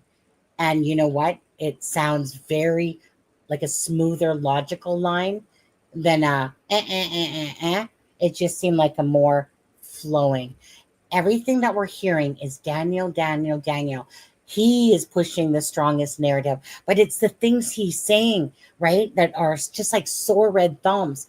Like about the whole, I almost impaled myself as I was fighting the sharks and jaws of life, and I was freaking climbing all the mountains around the world just for Lily and Jack, Oops, and I almost slipped on a snail on a rock and I almost face planted that rock, bumped my head. But guess what, you guys? It was all for Lily and Jack and I survived it. That's, that's how it really comes across when that particular one, okay, which still makes me laugh when I look at it, because who says that shit? Really? It's such a ridiculous thing to say that I was just hopping through those waters, coughing up to, up to my chest deep and whatever. And I almost slipped. I almost killed myself twice. Not once, guys, but twice. Yeah. Doesn't it all seem like a bit much now when you kind of look at it that way?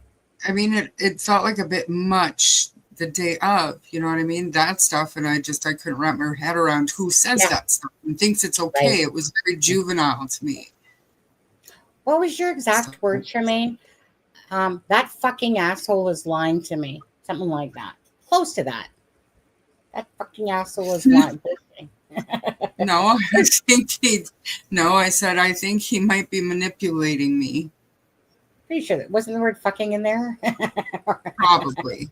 Knowing me, probably. Probably. But anyway, so it's kind of like, anyway, you go ahead. I need to go to the bathroom. Go on with your thoughts. But in chat, you guys, as I go, give the toilet a drink. If you guys in chat. So one, if you think it's more of a stranger abduction that happened that day, okay? One for that. And two, if you think that it's family involvement, because obviously Daniel Millay, doesn't matter, it's still family involvement. So just where are you guys at with your thoughts on this at that point? And I'm gonna go give the toilet a drink. Bear back.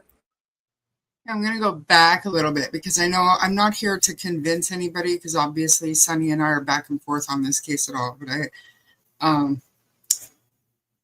so I'm not here to try to convince anybody. This is a fictional scenario that, good point. I think it was Remy brought up that this could be law enforcement bait throwing out there. Like maybe Sunny knows this viewer personally. I don't know. I didn't have time to talk to Sunny today, so I don't know who it is, but she might know whether it's honestly fictional or if it's an actual theory that's floating out there in law enforcement. But at the end of the day, so I wanted to go back and just talk to, and Vanessa, it's okay to still be on Daniel's side, obviously, but there are answers to all of these questions. And I personally believe that the bus driver has been cleared. And that's not from Daniel, but I do believe the bus driver has been cleared. And then another thing too is Justin and that ATV does not live on that property. So we saw the disarray of the property, but the ATV was clean, and somebody made a point of saying, why was the ATV so clean and not the property? Well, I mean, we don't know where Justin lives, but we know he doesn't live there, and maybe he's just a clean person. Who knows? And like I said, a stranger abduction, what I mean by abduction is it doesn't have to be like a perfect stranger, but not family involvement. But this scenario, if it's true, and it checks the boxes, guys, like that would explain why Malaya's interview was so weird, because she didn't hear or see Lily in the morning, and she's trying to remember everything that Daniel had told her and trying to keep that story straight as to not lose Meadow or risk losing Meadow. And then also with the supervised visits, like he wasn't able to see his kids from CPS, wouldn't let him see his kids, and he was okay going in public and saying that. But we know, and I hope everybody understands, that I know that CPS doesn't just keep kids away because of 2 missing kids unless they're worried about the kids' safety. And if they didn't have a reason to believe that Daniel was a danger or whatever, he would have at least supervised visits. But if they had no clue what happened and both parents are suspicious, then neither one of them would have the baby. But that's not the way it went down. Like Malaya, yes, left with the baby, but since then, we're looking 6 weeks, guys, over 6 weeks now. That would have changed by now. And everything that we've heard, everything that we know about Cindy has come from Daniel. Yes. So, like I said, this fictional scenario was well thought out, very well written, but it checks all the boxes. Well, and it is the most common when something happens to kids. It's usually inside the home. Well, Charmaine, yeah, like we're looking at it from, like I said, a theoretical point of view here, right? This isn't fact. It's not anything. It's just a theory. Okay, just like we've talked about on the side against Malaya. But when I read that, and then of course, again, like I said, me and you both have been in situations in our life, and I'm sure a lot of the viewers have too, where you've been with a controlling, narcissistic type of personality. They say a bunch of things, make you feel like you're the world. But Belinda, when I think of these, sometimes you got hindsight and look back at signs. So when I think of what Belinda had said about Malaya, and yes, okay, Belinda and Cody's relationship, went south and whatever. But, she filed for custody, like Belinda said.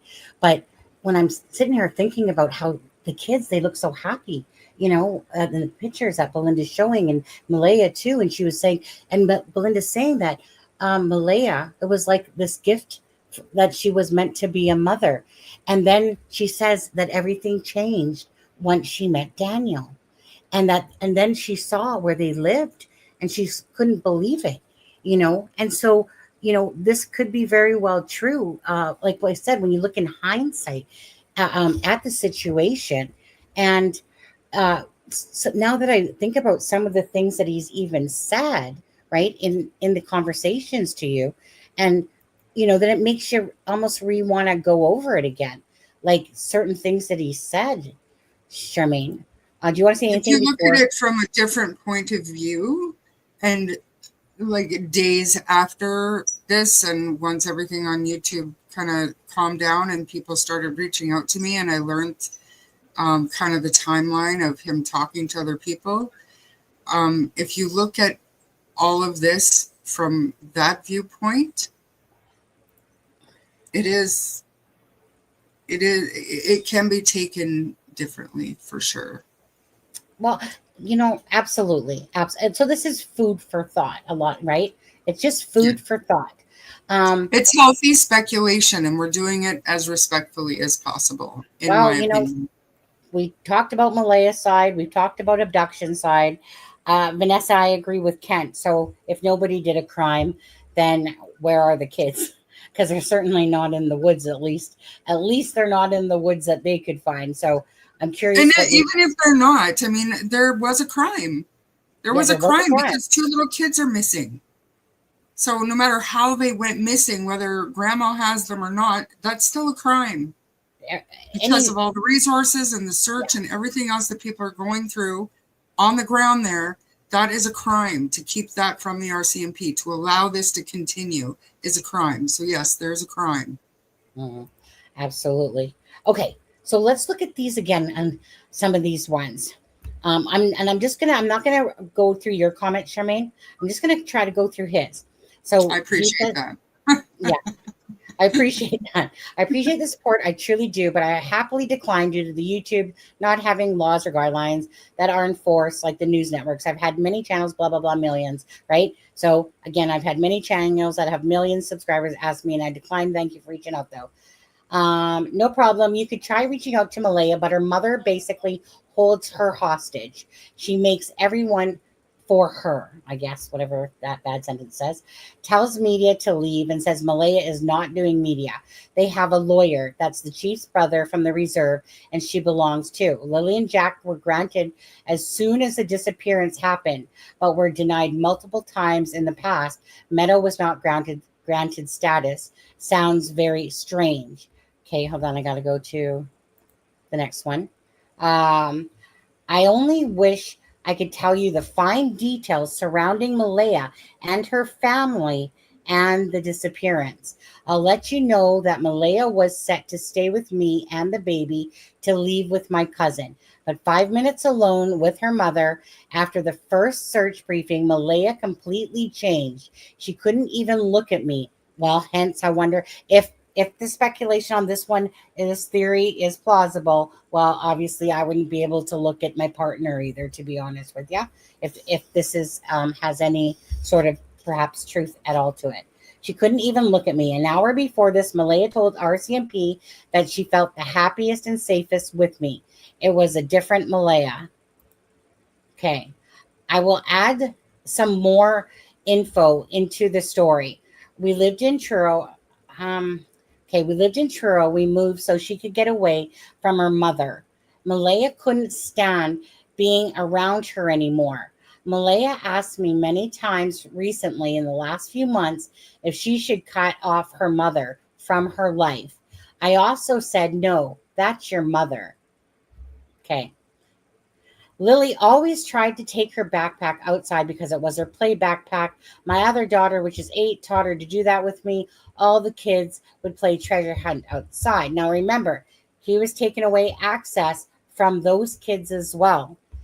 I will add some, let's see. So just outside, Malaya put Jack and Lily on the back burner when Meadow was born.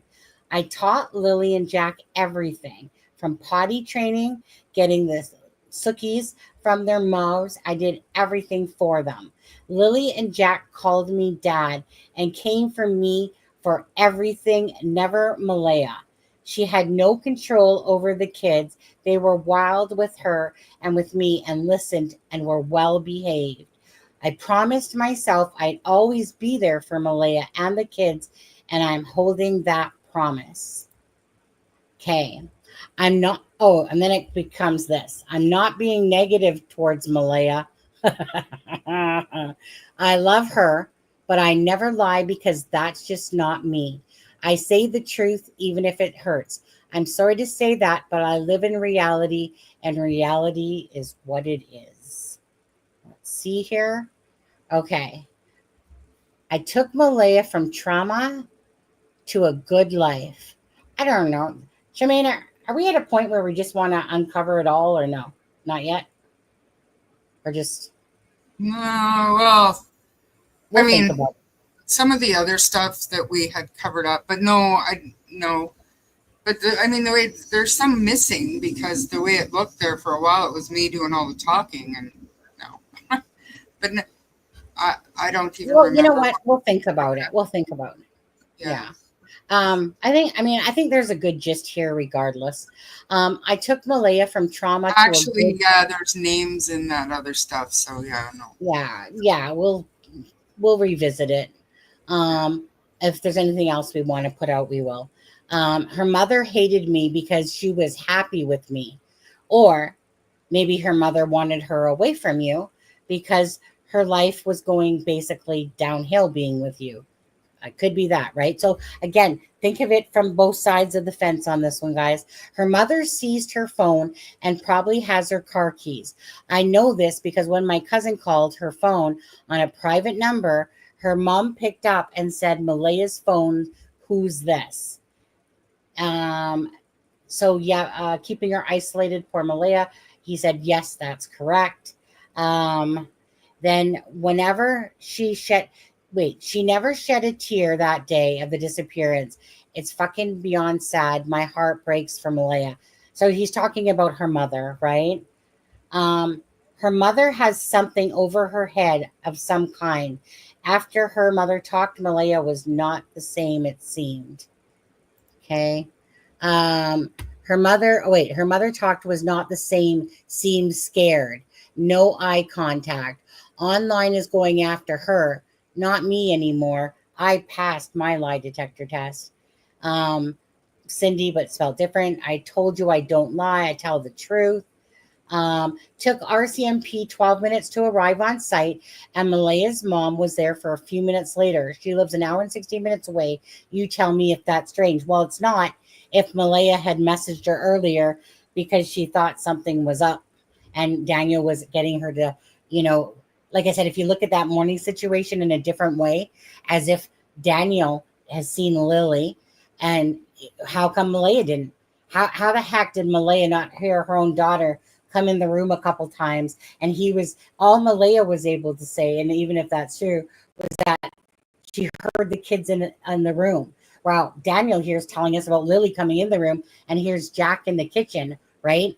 And that in this 20-minute time window, he manages to immediately hop in his truck. Now, we're going to get back to that again, Charmaine, about this whole Brooks stuff that they're trying to put out there. So dogs were on the road, lost a scent. More than meets the eye, no comma. Kids were marked absent at 6:17 and 6:18 by Malaya. I have the emails from the school to prove that. Yes, to get Malaya away from me. It worked, but the truth will come out. No, they are hiding.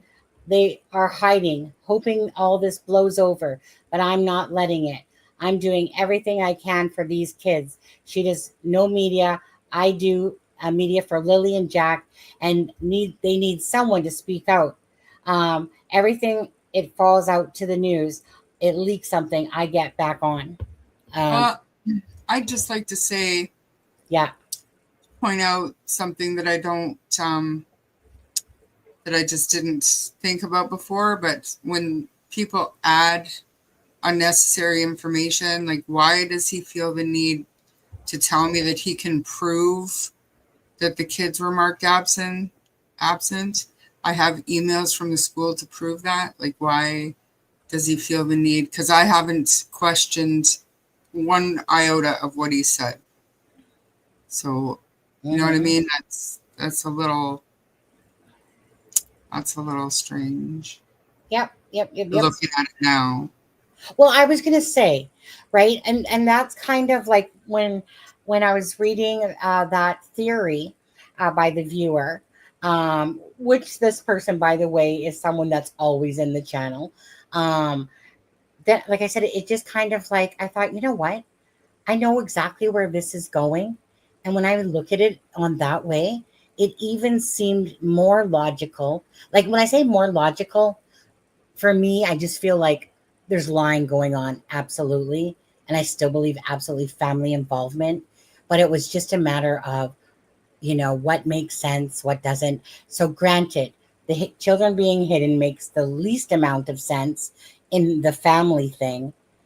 And this actually makes more sense when I look at it again in hindsight. I think of what Belinda has said to me about Malaya.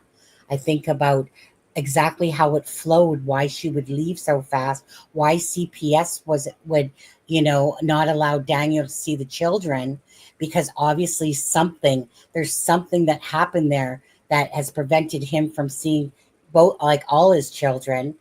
And it just seemed like a lot more flowing thing about why she would leave so fast, right? And not even look at him, because right, like I said, we've been in these relationships where they act like they're the best thing that happened to us since sliced bread, that nobody else is going to care for us the same, do for us the same. He's literally in this whole conversation going on about how great he is and how shitty of a mom she is, but then does that little twist where he's like, now, I'm not trying to talk bad about Malaya here.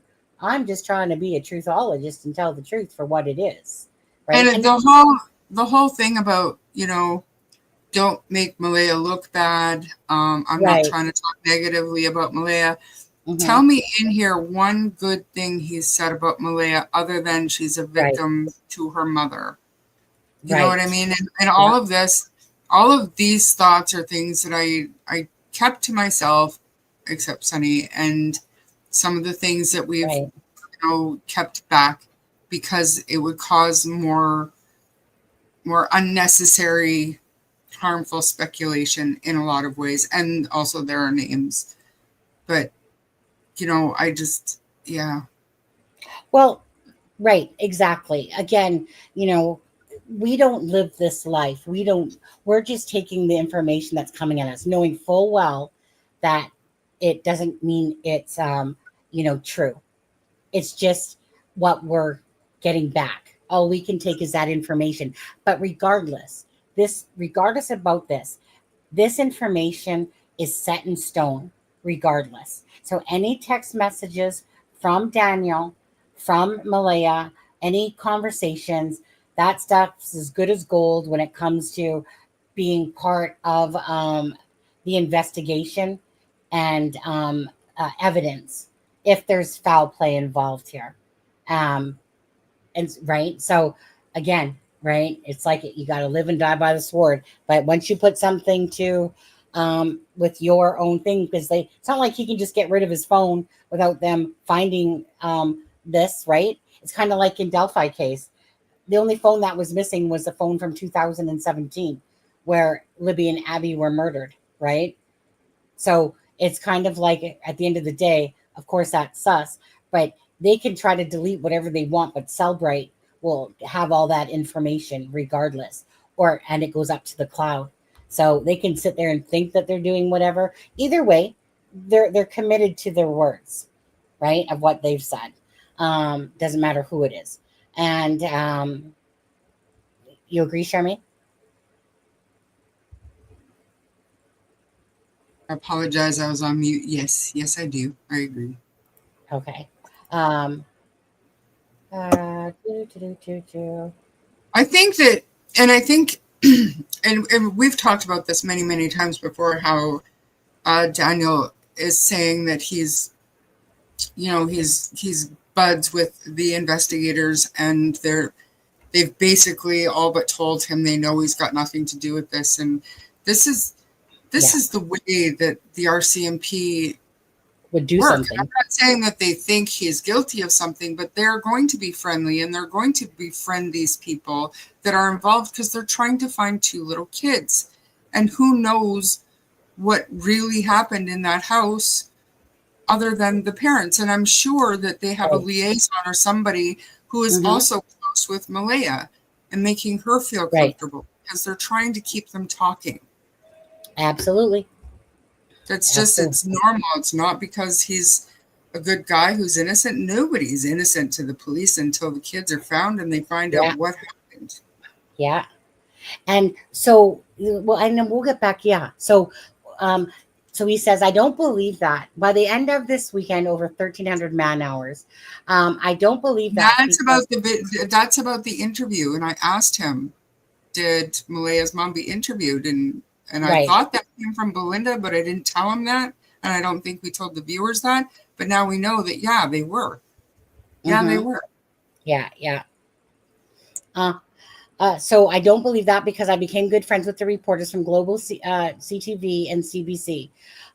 They tell me that they kicked them out of the yard, and she tells them no media or questions must be asked through the lawyer. The world knows I have nothing to do with it now. Now that part, when he said that, I'm not going to lie, internally, LOL, because the whole world does not think that whatsoever. So that's pretty, what do you want to call it? Pretty audacious to say the whole world knows I have nothing to do with it now. I don't know what planet you came off of for that one, but you are one of the biggest ones besides, like, meaning you and Malaya both, right?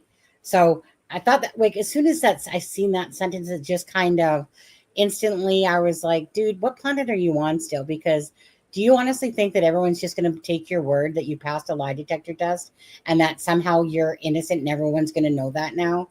And he says, I'm fighting to bring them home. I was the one that said, here's my phone and lie detector test. Let's do it. I brought that up. I asked for the text. Okay. Media is not given full story. Helicopters can't fly at night, only drones, blah, blah, blah. I can't get into technology, blah, blah, blah. I I tell the truth and I can't comment on anything that will harm the investigation. I love her more than anything. This one's going to bug me again. I love her more than anything. That will never change. I'm waiting for the chance to relive our first date over the waterfalls and a walk on the Big Island beach with the Daniel you first met. She will know what that meant. Now, him even putting that there with the Daniel you first met basically says that you were a better guy than what you are now. Is that how you see that pretty much? Yeah, and I mean, we talked about that immediately, like Yeah. when he sent it, like what the hell does that Yeah. mean? Right? And then another good question that came up in chat a couple of times is, how did he know about the status cards? How did he know the kids were granted status? Right. That's true. But I can't get into that because timelines are part of the investigation. Okay. So, Malaya's time of 10 a.m. is false. We can leave it at that. She refers to me as her partner is weird too. She never does that wording. Well, maybe she had a hard time even saying it because she already feels like you had something to do with it.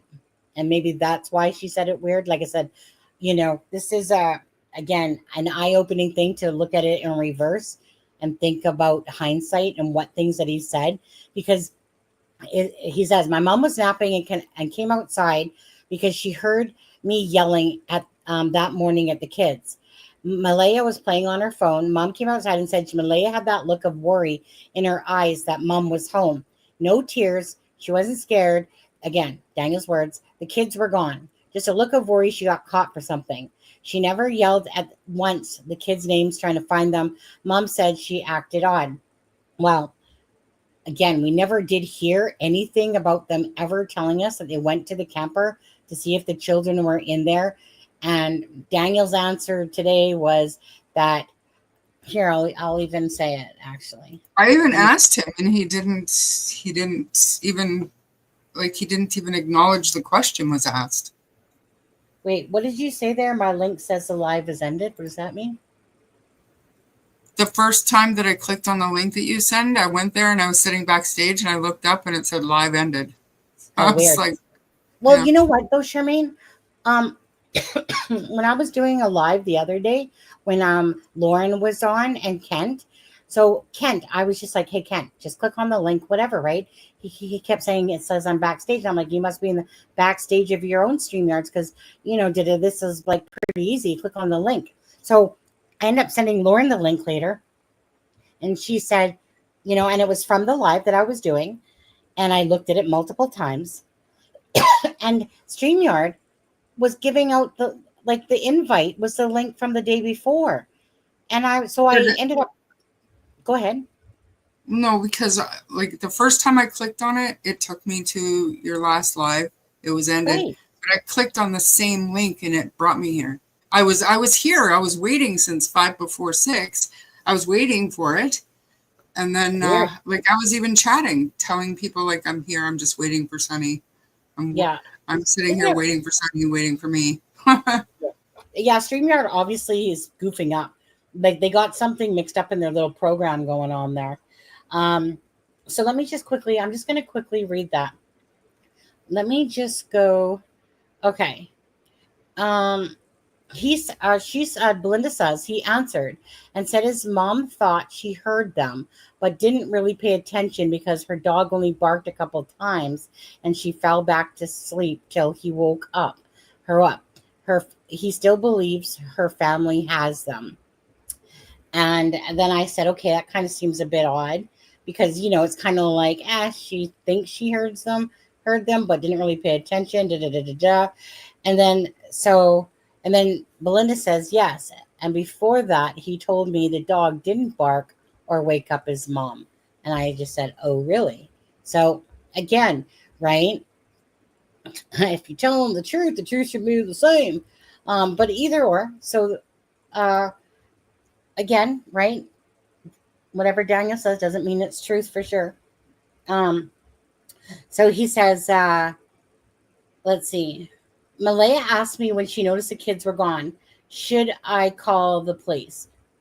Okay, so that one says The fucking kids are gone. What else? As it was what that says. No, I ran through the house searching every room and ran outside, back the sliding door. I did everything so fast. She was there. She said they're gone, and we were both outside. No, only me was with Malaya. Rarely ever went outside with them. She asked, okay, could it have been terrifying? Have they ever left the yard alone? That's what Charmaine said. He said, no, only me, because with Malaya, rarely ever went outside. And then he says this weird statement about, and leave boots on and all their belongings on. Still find that. Well, I said, to me, it's so unlikely for kids to venture out on their own if they don't usually do it, and leave boots and all their belongings on. Yeah, but I still don't get what he meant by that still. Like, I think what he was saying was like you would expect to find a boot or something of theirs if they wandered off into the woods, because this was, he, at this point, he had basically told me that Malaya's mom has the kids hidden to keep Malaya away from him. So that was just him cementing it to me. Like, they're not in the woods. We would have found something, basically. Mm-hmm. Then he goes on this whole piffy shit about take it down, remove it all. It paints Malaya in a bad light. Really? Like, what part didn't? What part didn't put her in a bad light, though?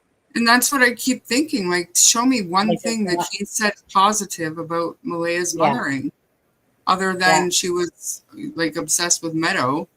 But he never said one positive thing about Malaya. Yeah. And then here, just please remove it. People are attacking Malaya. Detectives told me.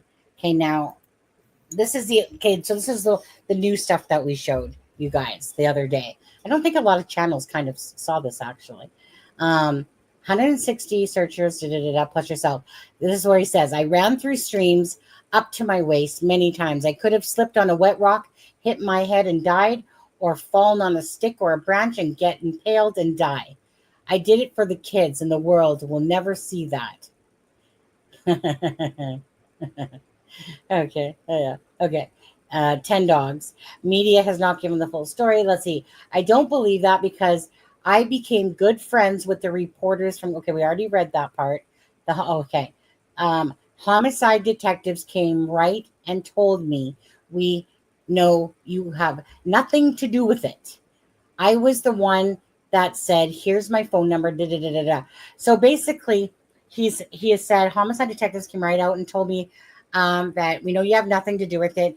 He's basically also has said that that they're basically giving him more information because they know that he has nothing to do with it as well and stuff like that. So when I look at it from that point of view, like he's just really always upping about how he's getting treated somewhat special. But Charmaine, I do want to say this. Okay, and so that's all we're showing for that. Okay, I do want to say this, however, is that the one thing that I have thought was strange is simply the fact that this is a stepdad for these children. And I'm not going to lie, I have found it strange that he's acting like that, like, I don't know. It just always felt weird to me that he just keeps being like, I'm doing this no matter what. And for Malaya and the kids, I'm going to keep doing this and doing this and doing this, and I don't know why, but it always just rubbed me a little bit of the wrong way in a sense to think that, really, you're going to keep doing this for the rest of your life, so Malaya did this to you and you're not even the father of these children, but somehow it's like someone being the king of everything here. I don't know why, but I've always felt that weirdness about, you know what I'm saying a bit there? I totally do. And I don't want to say the finality of it, like I'm going to keep searching for the rest of my life because they're not going to be found soon. That was a little off-putting to me, but the fact that, and I mean, big picture, 3 years in a life, and I mean, maybe when you're that age, but 3 years is not a long relationship. I'm sorry, it's just not. It's not. And to have this kind of a commitment to find these kids, even though their biological mother. Yeah, 1 second, I'm still here. Crickets. You know what I mean? Like, this is all on him. She left him without a word, and if everything that he's saying is true, then a normal human being, and I'm not just talking about a narcissist or whatnot, I'm saying a normal human being would get the feeling eventually like, yes, I feel bad. Yes, I feel terrible, but these are not my kids, and mom's not even looking for them. She's not talking to me. There's nothing more I can do. You know what I mean? Like, why is he? Yeah. And I've felt like that since day one, you guys. This stuff is nothing new. The only thing new for me is the fictional scenario that was like, that does make sense. But my thoughts have been my thoughts of my conversation. Now, did I think that he was telling me the truth as he saw it? Absolutely. I do. But again, a narcissist has this way of thinking things where he is the victim. He is doing everything. He is the hero of the story. And that's his truth. That's his reality.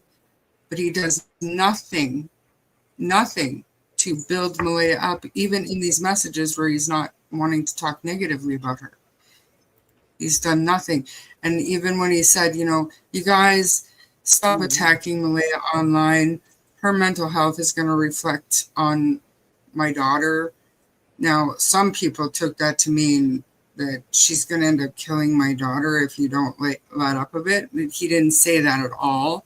The twisted human being thought that up. I'll just say that straight up.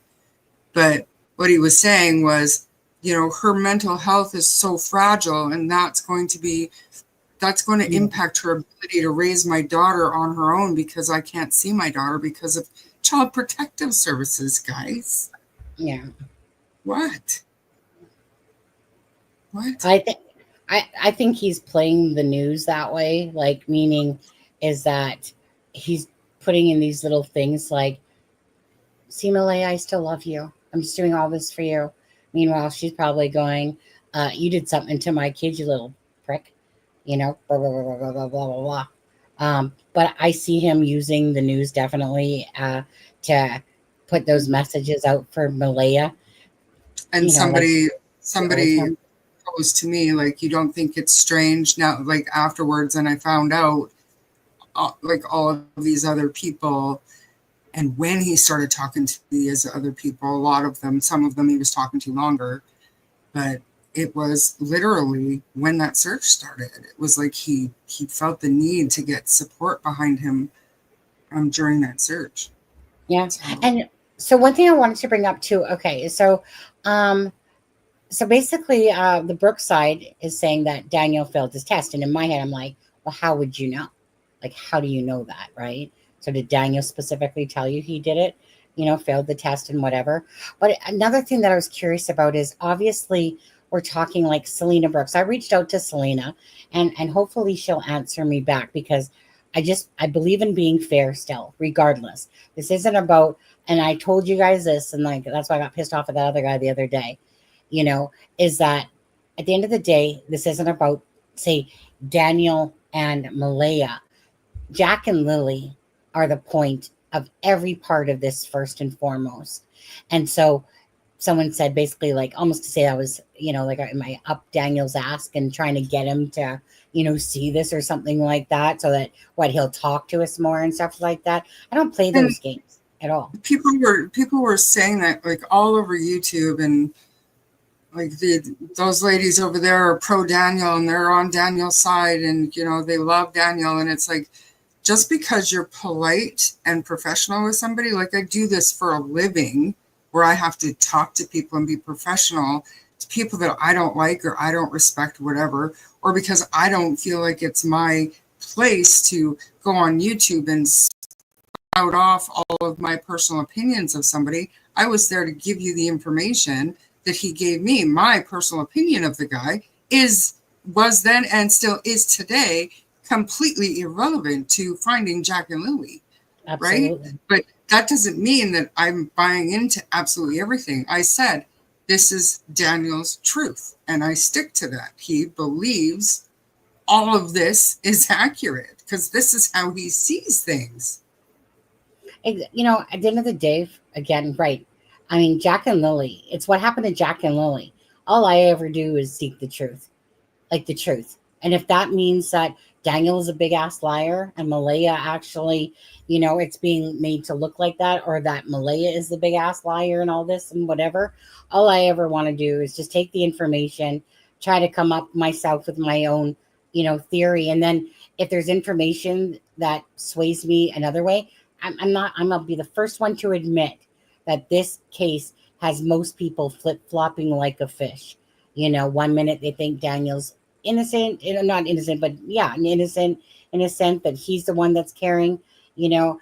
And honestly, if I've been made to honestly, in a sense, like think that Daniel was telling the truth, because I was trying to look at all the signs like that, honestly, then I got literally played on this one, because for someone to get by me on their personality is rare.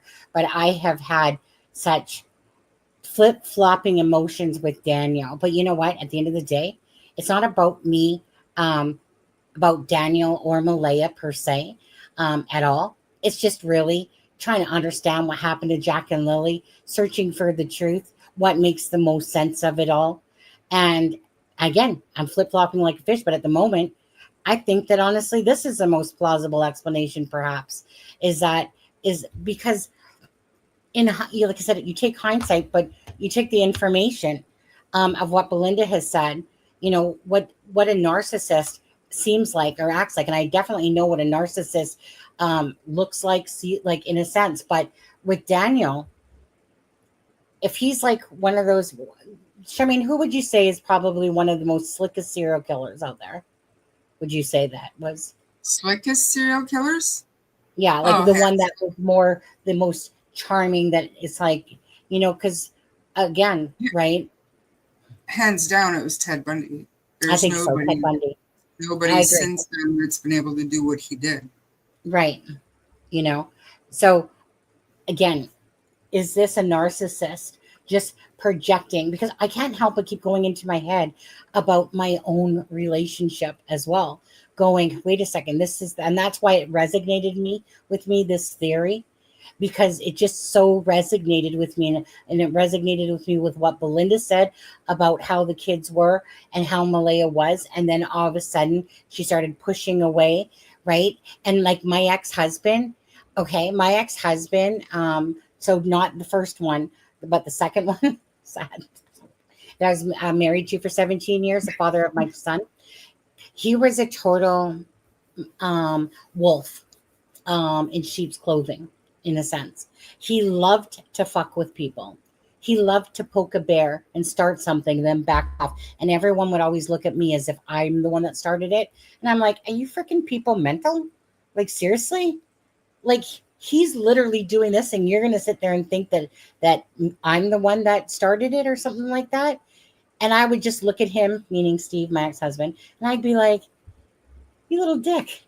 Like, seriously, they all believe you and they don't believe me, you know? But at the time, you're married and you're just kind of going, you know, like not thinking too much of it besides, you're just a little freaking conniver, aren't you there? Right? But I think about all the manipulation and all the, so simply that, all the manipulation, the you know, always the poor me. My ex-husband was the poor me. Like, I always had to build him up to tell him he could do this, he could do that, and whatever. But he was always like this victim as well. Honestly, it gets so freaking tiring taking care of these freaking ass narcissistic personalities. Because from my point of view, I'm just like, oh, you need help? I can fix you. No, don't worry about it. And then you just realize that, and then you don't realize it at the time until you know, come across it really sometimes. And you're like, wait a second. Like, why do these leeches keep attaching to me? What is it that what hormones, figmones, whatever you want to call them, am I giving off that I attract these freaking needy ass people? But they do this push pull thing, and I totally blatantly, that this was Aaron, somebody online, but oh my God, you want to talk to me about my emotions being taken for a roller coaster ride? I'm just like, no, no, no. Basically, God sent me in your path, obviously, to help fix you. Little did I know that these narcissistic, gaslighting pieces of crap even existed, right? But everyone always believed my ex-husband, you know, all the time. And I would be sitting there going, really? Really? Yeah, you're right. You got my own twin sister believes you over me too. You, and it just would piss me off beyond belief because I knew the truth, and I'm just like, God, you guys just pull the wool over everyone's eyes. That's why for me, if Daniel is just absolutely full of shit, like this whole thing is just him being a freaking liar, and that he truly did something with the kids between the nighttime to the morning time and did something to Jack and Lily, hypothetically, allegedly, speculation only, then dude, you honestly got by me because I've been trying to always see the good side and stuff like that of him. But when I reevaluate this about all this narcissistic talk about how great he is and how shitty Malaya is, that's typically falls in line with a typical someone trying to control somebody, and narcissistic and full of themselves. And maybe what people were seeing with his teary eyes, maybe that guy from the behavioral panel, when remember he was like, that's the first time I really heard someone actually more so go against Daniel, was him. So was he right this whole time? They're usually not wrong. That particular behavior panel, like there are other doctors out there that do kind of, I don't know, but Oh, that's what I was going to ask you. That's why I didn't want to forget. So the Brookside said that Daniel was gone for 3 hours. Right? And I'm thinking to myself, oh my God, you guys are so full of it. But then it got me thinking, maybe it is true. Maybe he was gone for quite a long time. Because at the end of the day, you don't think that Malaya is talking to her own family, right?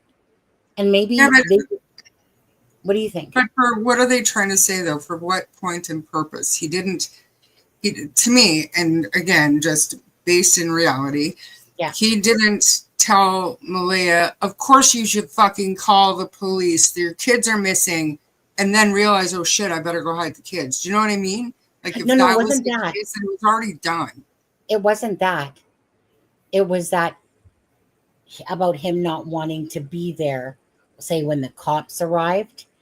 And so he was out there pretending, or let's say pretending hypothetically, that he was out there pretending as if he was on this big ass search for them still. And that was more that he didn't want to be there when they initially arrived because he was out searching. So it wouldn't shock me if there's some maybe bigger truth to that. Like again, because Malaya's obviously talking to her family, and her family is kind of coming out of the woodwork a little bit. But there could be some truth to that because Daniel said he was only gone 10 minutes, and honestly, that RCMP could be letting him hang himself to dry. And I And mean, that's what they do. they That's what do they that. do when they don't have any evidence. And I mean, a certain spin on that whole idea is a Big Brother operation, which is perfectly legal for them to do here. It takes months sometimes to get a suspect to talk because they have undercover people go in and befriend them and get their trust and and just let them talk. And they're wired all the time, just trying to get more information, trying to get something to slip out. Or, you know, if he thinks, you know, I don't know, a more famous one was a murder in Vancouver. And I mean, I think it took them like a year or more. And they had like a undercover cop pretend to be a big, mafia. And this idiot fell for it. And basically the guy said, you have to, you know, in order for us to trust you, you have to tell us something that you're trusting us with your life, basically. And that's literally all it took. By the way, I think it's time that we said, okay, wait, it was Kent. Who else said it was their birthday today? Because it's in Nova Scotia there. It's past 12 now. No, Kent's Carrie, party. there was no party.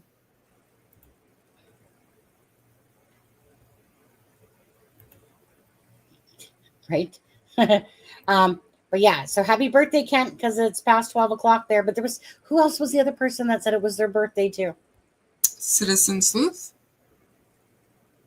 Yes, it was Citizen Sleuth. Thank you for having a better memory than me. It's amazing that I remember that because, you know, brain fog, menopause, brain is real. Did you want to sing happy birthday, Shaman? Do I want to sing it? Yeah. No. Are you sure?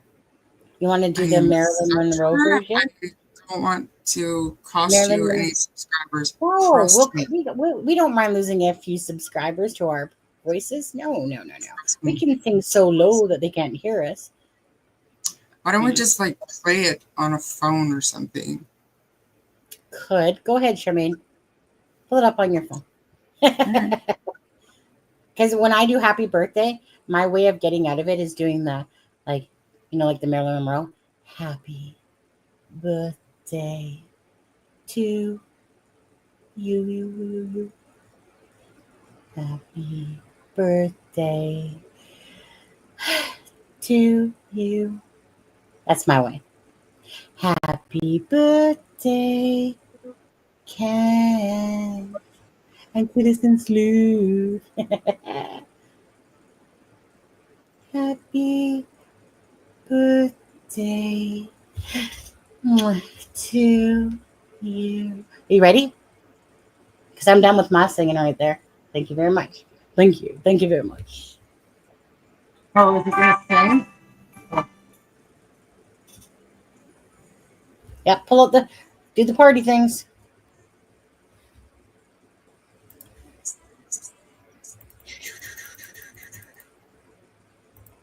Charmaine, are you playing it?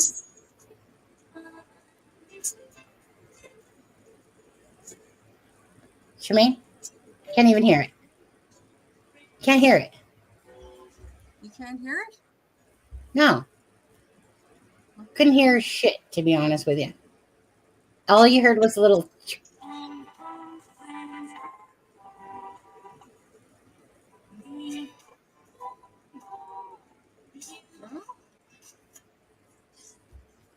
Here, hold on. Hold on. Try it again. Well, now it's no fun. It's not your birthday anymore. Can't. Too bad. Sorry. Can't get the music to work properly. That was a really terrible version anyways. Yeah. Okay. Do I even have one? Hold on. What? Do I even have anything? Why is it when I put YouTube on my phone, you can hear it and you tell me, oh, you got to turn that down? And No. It's weird. So is there a birthday one here? No. Gotta find one. Hold on. 1 second. Give me a second. Let's you guys just spam cakes and good vibes over there, okay? Happy birthday, happy birthday. Gotta find one. Give me a second. Put this up here.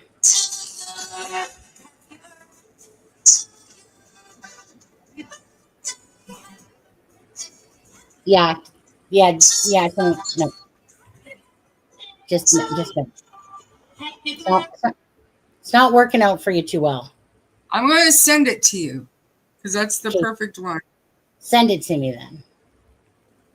Okay, is that the perfect one? I think so. Okay. I'll have a drink to that. It's called Pineapple Malibu Cocktail. Oh, yeah. Hey, that's right. Hear that? That was beautiful, Sonny. On point. Absolutely. Okay, let me take a look. That's what my husband always like. He's like, ooh, that was so on point. Not. Okay, let's see here. What do we got? What do we got? What do we got? It's perfect. From I me got- to you, Kent. Why is it not showing the stupid link? I see it. I got to refresh the stupid Facebook. Did I tell you how much I hate Facebook? Oh, there we go. Okay, hold on. Okay, hold on. Oh, they got 30.9 million subscribers. That could get us a freaking copyright claim. Huh. It's good stuff. They're not gonna do that. Come on. Oh, yes, they will. Okay. Hold on. We might have to break it down. Ready? Okay. Hold on. This is a long birthday song. You don't have to play the whole thing. To you, happy birthday to you, happy birthday, happy birthday, happy birthday to you, happy birthday to you, happy birthday to you. Hold on. Let's just make sure we stop for a moment. Make sure we don't get a copyright claim. So we're just going to talk about this birthday cake for a second. Isn't it beautiful? It is, and I think, you're welcome, Kent and Citizen Sleuth and everybody else who has a birthday this entire week. Yeah, actually, you know what? Let's just go for the rest of the year. This applies to you all for the rest of the year. That way, Yeah, we don't have to worry perfect. about it. Perfect. Okay. Now we'll play a little bit more again. Okay, because what are we doing here? Where we're reviewing the song, right? Whatever they do. Remember, what's that called again? Yeah, Eh? I don't know. We're just discussing the content. That we're discussing the content of this, and we're just trying to see if it's acceptable enough. I feel like this is too adult-like for Kent, though. I honestly It's do. educational. It's educational, right? We're using it for educational purposes only. All right. Now, that cow to the right, I just want to say that I feel like it reminds me of someone in my family. Now, I don't want to be too harsh on that, but I'm just saying it's kind of similar to someone in my family. It's adorable. It's adorable. Oh, no. Okay. Happy birthday to you, happy birthday, happy birthday, happy birthday to you. Happy birthday to you. Happy Curious George. birthday to you. Happy birthday, happy birthday, happy birthday to you. Happy birthday. Okay. Hold on. Let's just hold that pose for a second. Yeah. That monkey. Kent says there's me. That is I a know. proud little monkey. My monkey. That's like, get that monkey off my back, right? Get that monkey off my back. So I think Kent said he was like, I'm not really gonna say his age, like 49, because that's what he said. I don't really believe it. I feel like more like 99 was in order. I think he downed himself a few years on that one, but apparently, according to him, it's 49. And I think Citizen Sleuth said that that was somebody else that said her daughter's birthday was yesterday. That was 55. Okay, Citizen Sleuth, I'm sure she said 29. 29 and holding strong. All right. Yeah, that's a cheeky monkey. That's a cheeky monkey right there.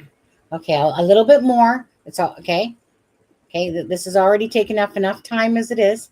A little bit more for you, Kent and Citizen Sleuth. To you. To you. To you. Happy birthday, happy birthday, happy birthday to you. Happy birthday to you. Oh, whole damn farm over here. Happy birthday to Okay, you. so it's just repeating itself. Happy birthday. Okay. Now, we're going to leave it with Piglet here. You're welcome. You are so welcome. That was like, actually, Kent, to be honest with you, I think you should pay me for even playing this, to be honest with you. Right, Charmaine? I think that the level of thoughtfulness of this channel is apparent, and it's, Okay. Kent owes you one. He Right. owes you one for sure. Right. $10 donation from Kent would be perfect. Thank you. Mm. Just for us to even play that and call it your name. Some channels actually do that. They literally sit there and say, yeah. Like if you donate, if you do a super chat, I'm going to give you a shout out.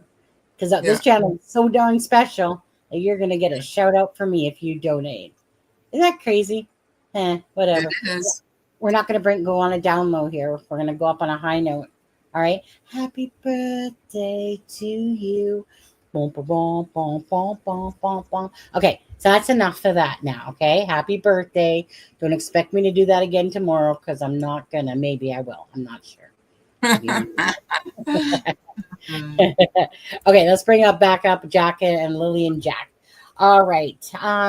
Well, to be honest with you, now that I've done that, I got ice cream raspberry cheesecake. Raspberry ice cream cheesecake in the fridge, in the freezer. Wow. I know. I'm amazed that it was actually in stock when I ordered it. I was like looking at my list, going, "Oh, they overcharged me here." And oh, wait, but I did get that cake because my husband. There's a couple times now I've tried to order cheesecake, and then they've replaced it with some freaking other freaking shit. That's what I have when subs on. I could decline it, but anyways. So I thought I'd surprise my husband this time. And I was like, "Oh, ice cream raspberry cheesecake. Ooh." Nice. Yeah, and it's in the freezer. Okay. So where are we at? Oh, wait. Do we have enough likes? Do we have enough likes, people? Can we buy your love? There's only 170 likes. Can we get 200 likes for Jack and Lily? Come on, do I hear 180, 180, 180, 185, 185, 185, 190, 190? Let's go. Come on. My bad. I don't think I have. Let me just. You haven't hit the like. Oh my god. I'm pretty sure I was not on. I was on YouTube. I might have. Because I had to go into YouTube to tell you that I couldn't get into. Okay. Ooh, okay. So, I'm really happy. Okay. So, I just looked at my email. Okay. So, Charmaine. Okay, you guys. Okay, so let's not forget about Wednesday. That Belinda said that interview's coming out, right? So it should have a bunch of family members talking on it and stuff. But so Lauren says that let's do it. She says, let's do the live. She's down for that. So I'm not sure what date it's going to be on yet. Have to email Lauren back. But so if you guys don't know, Lauren is the one that Astro, what's it called again, Charmaine? Astro charts. Yeah, that's it. Yeah, that's it. That's it. So let me stop screen here. Okay. Let me just go to one sec. Happy birthday song. Oh, I can't forget to talk about this as well. Okay, well, let's show this quickly. Okay. So if you guys remember, Lauren's been on here twice now, and she's been talking to you about Daniel and Malaya's charts and stuff like that. So if you guys remember, she's been on here twice. So I'm not sure what date it is, but probably soon here. We've got to send her our birth chart information stuff. But anyways, so Lauren is going to do this astrological chart sign thing. Let me just get it right because I feel so bad not saying it right. A professional astrologer and card reader. Okay. By Lauren. Okay. So 1 second here. Let me just grab her channel. So again, what she's going to do, you guys, is, oh my God, what happened? Where did it go? How did I do that? How did I just do that? How did I literally just do that? Oh, here it is. My bad. I was trying to grab the freaking thing off there, the link. Okay. So this is for Lauren's channel again. If you're not subscribed, consider going over there and subscribing to her channel. But she's gonna do the astrological. God, I hate not knowing how to say that correctly. You know when certain things just block your brain on me and Charmaine. Okay, so we're gonna have to set up a day, and you guys know how she was doing with, like I said, Daniel and Malaya and all that. Well, I just thought it would be a kick. Well, Charmaine actually was like, she said to me, "Ooh, maybe Lauren will read me," and I'm like, "Huh, maybe she'll read us both." So for me, it's just like a, you know, definitely an entertainment thing for me. Of see what Lauren has to say. I'm down for that, absolutely. You know, Me I too. kind of, yeah, I was gonna say, because I'm kind of one of those ones that I already know who I am as a person and stuff like that. But maybe I'll hear some stuff that I never even thought to think of, or that comes out, or whatever, you know. So I thought it would be cool for you guys to see that, me and Charmaine being our charts being read by Lauren.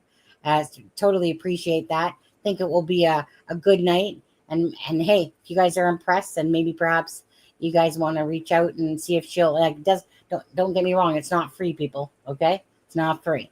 Okay, people earn their money certain ways, and this is what she does for her living and stuff like that. So, but anyways, we'll see how that all goes, and looking forward to that, to both of us.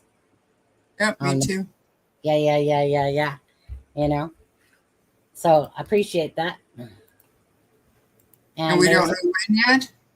pardon. We don't know when yet. No, because I just looked and she had answered back saying, yeah, that she's down for it on there. So I was like, sweet. Okay. So again, I did chart. Did you do charts for free? Well, maybe one day you can come up here, do our charts for free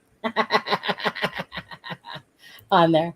Or wait, but then you can't watch the live that we're on or whatever. But anyways, so with that being said, again, thanks, Lauren, for reaching back out to that.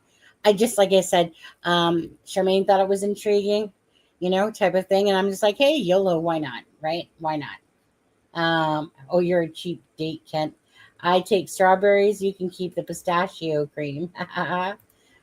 I made a bacon cheeseburger. Oh, wait. Happy Father's Day to all the fathers out there today, okay? Everyone that's a father, don't want to forget that, because honestly, Charmaine, the 15th, when does it ever fall this early? Every how many Yeah. years? Right? Isn't it usually the third Sunday of the month? Yeah, it is. And this is the third Sunday. That's Crazy. the thing.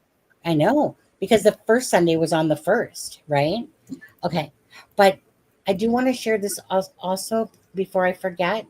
There's two things here. Two things. Where is it? Come on now. Oh, petition. Okay. So there's the petition that Lana. So Lana's the one that did the vigil for Jack and Lily. So she has this petition going around, and I've signed it and I posted it up on the posts on the channel. So if anyone, just go put your signature on it. All you have to do is put your signature on it. Hit that share button, share it with somebody else. And if you guys could put some movement into this, at the end of the day, I just do it. Just do it because Sunny said so, because the rock said so. But anyways, if you could do that for Lana King. So Lana King, again, is the one that did the vigil, and she's just been totally fighting for the awareness of Jack and Lily's case as well. She accepted my friend's request a few days ago on there, and so just appreciate that. So if you guys can do that, that would be amazing. And then the other thing, if you guys don't mind, share screen. Let me just... Oh, there it is. Okay. So if you guys don't mind here, oops, scroll down. Wait, why is it not scrolling? Oh, it's because that's where. Okay. I posted this on there as well. This is our friend Lewis, who's been on the channel multiple times. You guys the people that are in the States, you guys have nasty healthcare stuff. Okay. You guys, Canada, we're pretty awesome for our healthcare situation out here, but in the States, they're not. Anyways, I want to say, so there's a GoFundMe for Lewis. that he's the one that created it himself. Because honestly, I can't tell you enough about how great of a person Lewis is, and how much he's like the only earner in his family for money. He has a couple of daughters and his wife, and he's the only one that like works. And his wife takes care of her I think sister's children. But anyways, his car caught on fire. As he was running away from his car, he face planted into the cement, and that's what happened. And so I can see that he's at. Let me just take a look, guys. Even if it's $5, couple bucks, right? So let me just see where it's at. Yeah, it hasn't moved in like hours at all. So 965 is where it's at the moment. Oh, you guys can't see that. Anyways, it's at 965. And that's been for like a few days now. So again, there's a lot of people that are givers around here that have a little extra. This is Lewis, like I said, he's a personal friend, and he used to come on the lives all the time with Delphi cases. So, I just want to be that friend and do him right. We've helped a lot of people on our channel with a variety of different things. Remember when we helped what's his name? He changes his name. But anyways, we had raised over $1,000 for him to get his new was it fridge, because their fridge had stopped working. And the one in Mexico. What's his name? Oh my God, why did I forget this all? It's been a long time, really, because he used to come in all the time, but then after a while I forget the name because he changed it. But anyways, so at the end of the day, again, paying it forward sometimes if you can help out. So just asking if you can, perhaps sign that petition for Jack and Lily, and perhaps if you have a couple extra bucks for Lewis here. Nasty wound. I don't even like looking at that picture. Can you post the link? Can you copy the link to that petition? Yeah, absolutely.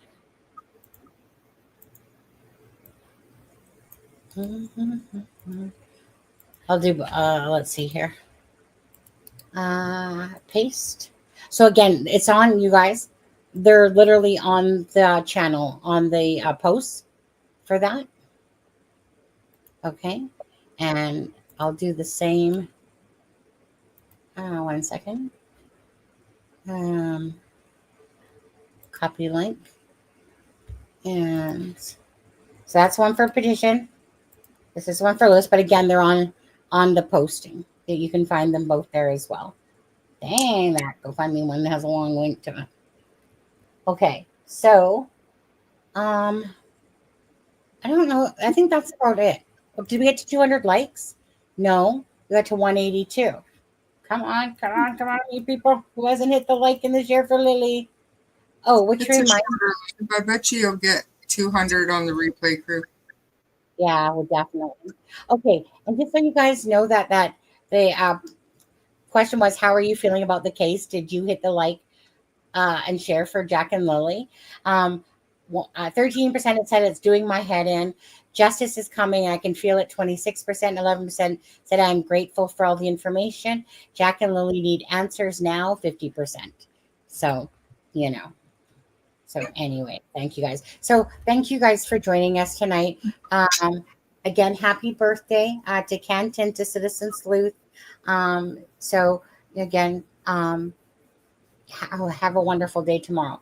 Other than that, I don't get off work tomorrow till 5:30. So if I did do a live, it would be at 6:30. But I'll see how it goes. I don't like to make commitments. I just like to do things as I can do them.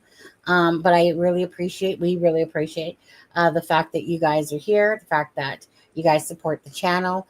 And again, if anyone comes here, they know that we just always try to be, well, we don't always try to be, we're just, like I said, honest, caring people that really care about cases and people, and just try to do our due diligence, try to put out the facts, and then talk about speculation of the cases. And if that's what you're into, then hit the subscribe button.